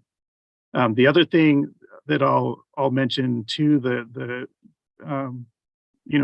councilman that was just speaking brought up the standards, and when they were built to a certain standard at a certain time. The ADA does not require you to go back and replace something that was built to the standard at that time. The problem comes in is when you don't have documentation that it was built to a certain standard, or that when it was built. And so, one of the takeaways out of this is, as Kim mentioned, is the importance of documenting and making sure that if when you build something, and if you can't get it to ADA compliance because of topography or other constraints, you really need to document that. So in the event that you're challenged on it or somebody asks you about it, you have that documentation. And the other thing that I would say is the 1.6 million that we estimated was your current funding. There's no correlation right now between that and the prioritization that we did in the report. That is simply an estimate that we calculated off of your current program. And those are projects that are not dedicated ADA projects. They're just your regular capital improvement plan. But as you're building facilities and stuff, you're going to be replacing sidewalks. You're going to be replacing curb ramps. Those might be low priority facilities, they might be high priority facilities. But right now there's no correlation between that 1.6 million and the priority level. So another takeaway from this is that you need to incorporate ADA to a greater extent in how you select projects going forward. So, taking a look at, what one part of taking a look at a project is saying, well, what's the priority level for the ADA facilities along this corridor? And, maybe we add, some scope to a project to take care of a nearby high priority facility. Another thing is you probably want to look at having a dedicated program, and that's where on the one of the slides here later, the table where we suggest added, the table down here at the bottom left, that could be, adding dedicated funding specifically for ADA barrier removal allows you to really tackle those priority levels, to really focus on, high priority facilities and start knocking those down.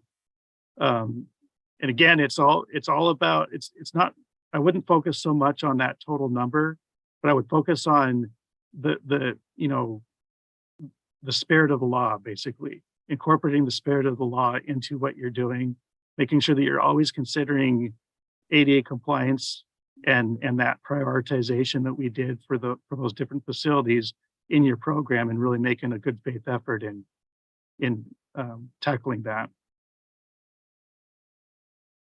Thank you, Ryan.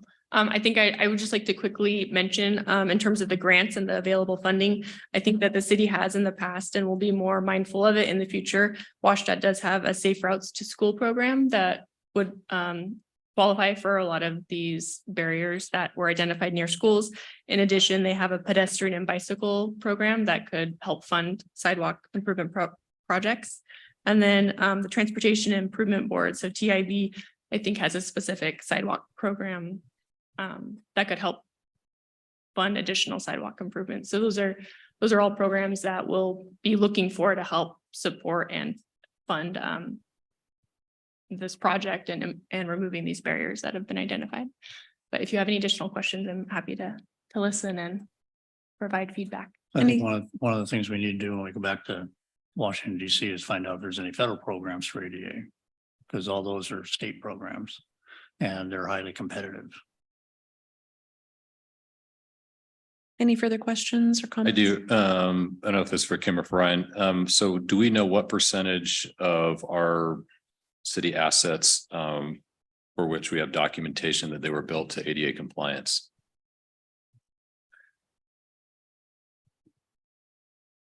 At the time they were constructed? Right, yeah. We would need to dig into our records a little bit more. If I understood Ryan correctly, said we have to demonstrate that they were built to ADA standards of the time they were constructed. And if we have that, then there's no requirement. Yeah, so that's called the Safe Harbor Act. And I think that's just an additional provision that states just that if it was constructed to the current ADA standards at the time of construction, and we know when it was constructed, and we can correlate that to what the ADA standards were at that time. That could be justification to reference that Safe Harbor Act and say that that curb ramp is fine to remain as is. So we can try to dig through our records a little bit more. I'm still trying to understand all of our as-built and our file structure and what we have available, and that's a good question. So we should look into that. Because that would be worth our time. Yeah, I think for 37 million, I think we can do some research to see. And the other question, I guess a couple other questions. Well, I guess based on the annexation, I mean, looking at the annexation map, most of the areas were built or under Snohomish County, so that would be required to go through Snohomish County. Ryan, what other cities have similar reports that you do? Because I'm curious. I mean, this is a really outstanding report. I can't imagine that Lake Stevens is the only city that has similar levels of challenges with ADA compliance. What other cities are you aware of that have similar studies, recent studies? Well, we've done similar efforts for over 20 other cities in Washington over the last 6 or 7 years. And you're definitely not unique. This is very common. In fact, I think that every one of the cities that I've worked with has been in a similar situation. And it's, it's just a kind of a, the ADA was passed almost 30 years ago, and we're still trying to figure it out, and I think that's reflected in the work that we've done, here and in other cities. But, I guess some specific cities that we've worked with in the past would include like Monroe or Woodinville, Sammamish, Tukwila, SeaTac, Bellingham, King County, Whatcom County, Battleground. Yeah, they're all very similar results. We're past 8. Do we need to pass a motion to keep going on and on and on? No, because we haven't approved the changes.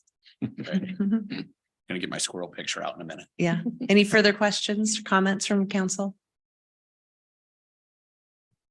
All right, thank you. This has been very informative. It's great information. Appreciate it. Yeah, thank you for your feedback. I'm sorry it went on a little bit long, but I appreciate your interest and your questions. Last item we have is reviewing the agenda items for our council workshop scheduled next Tuesday on April 4th.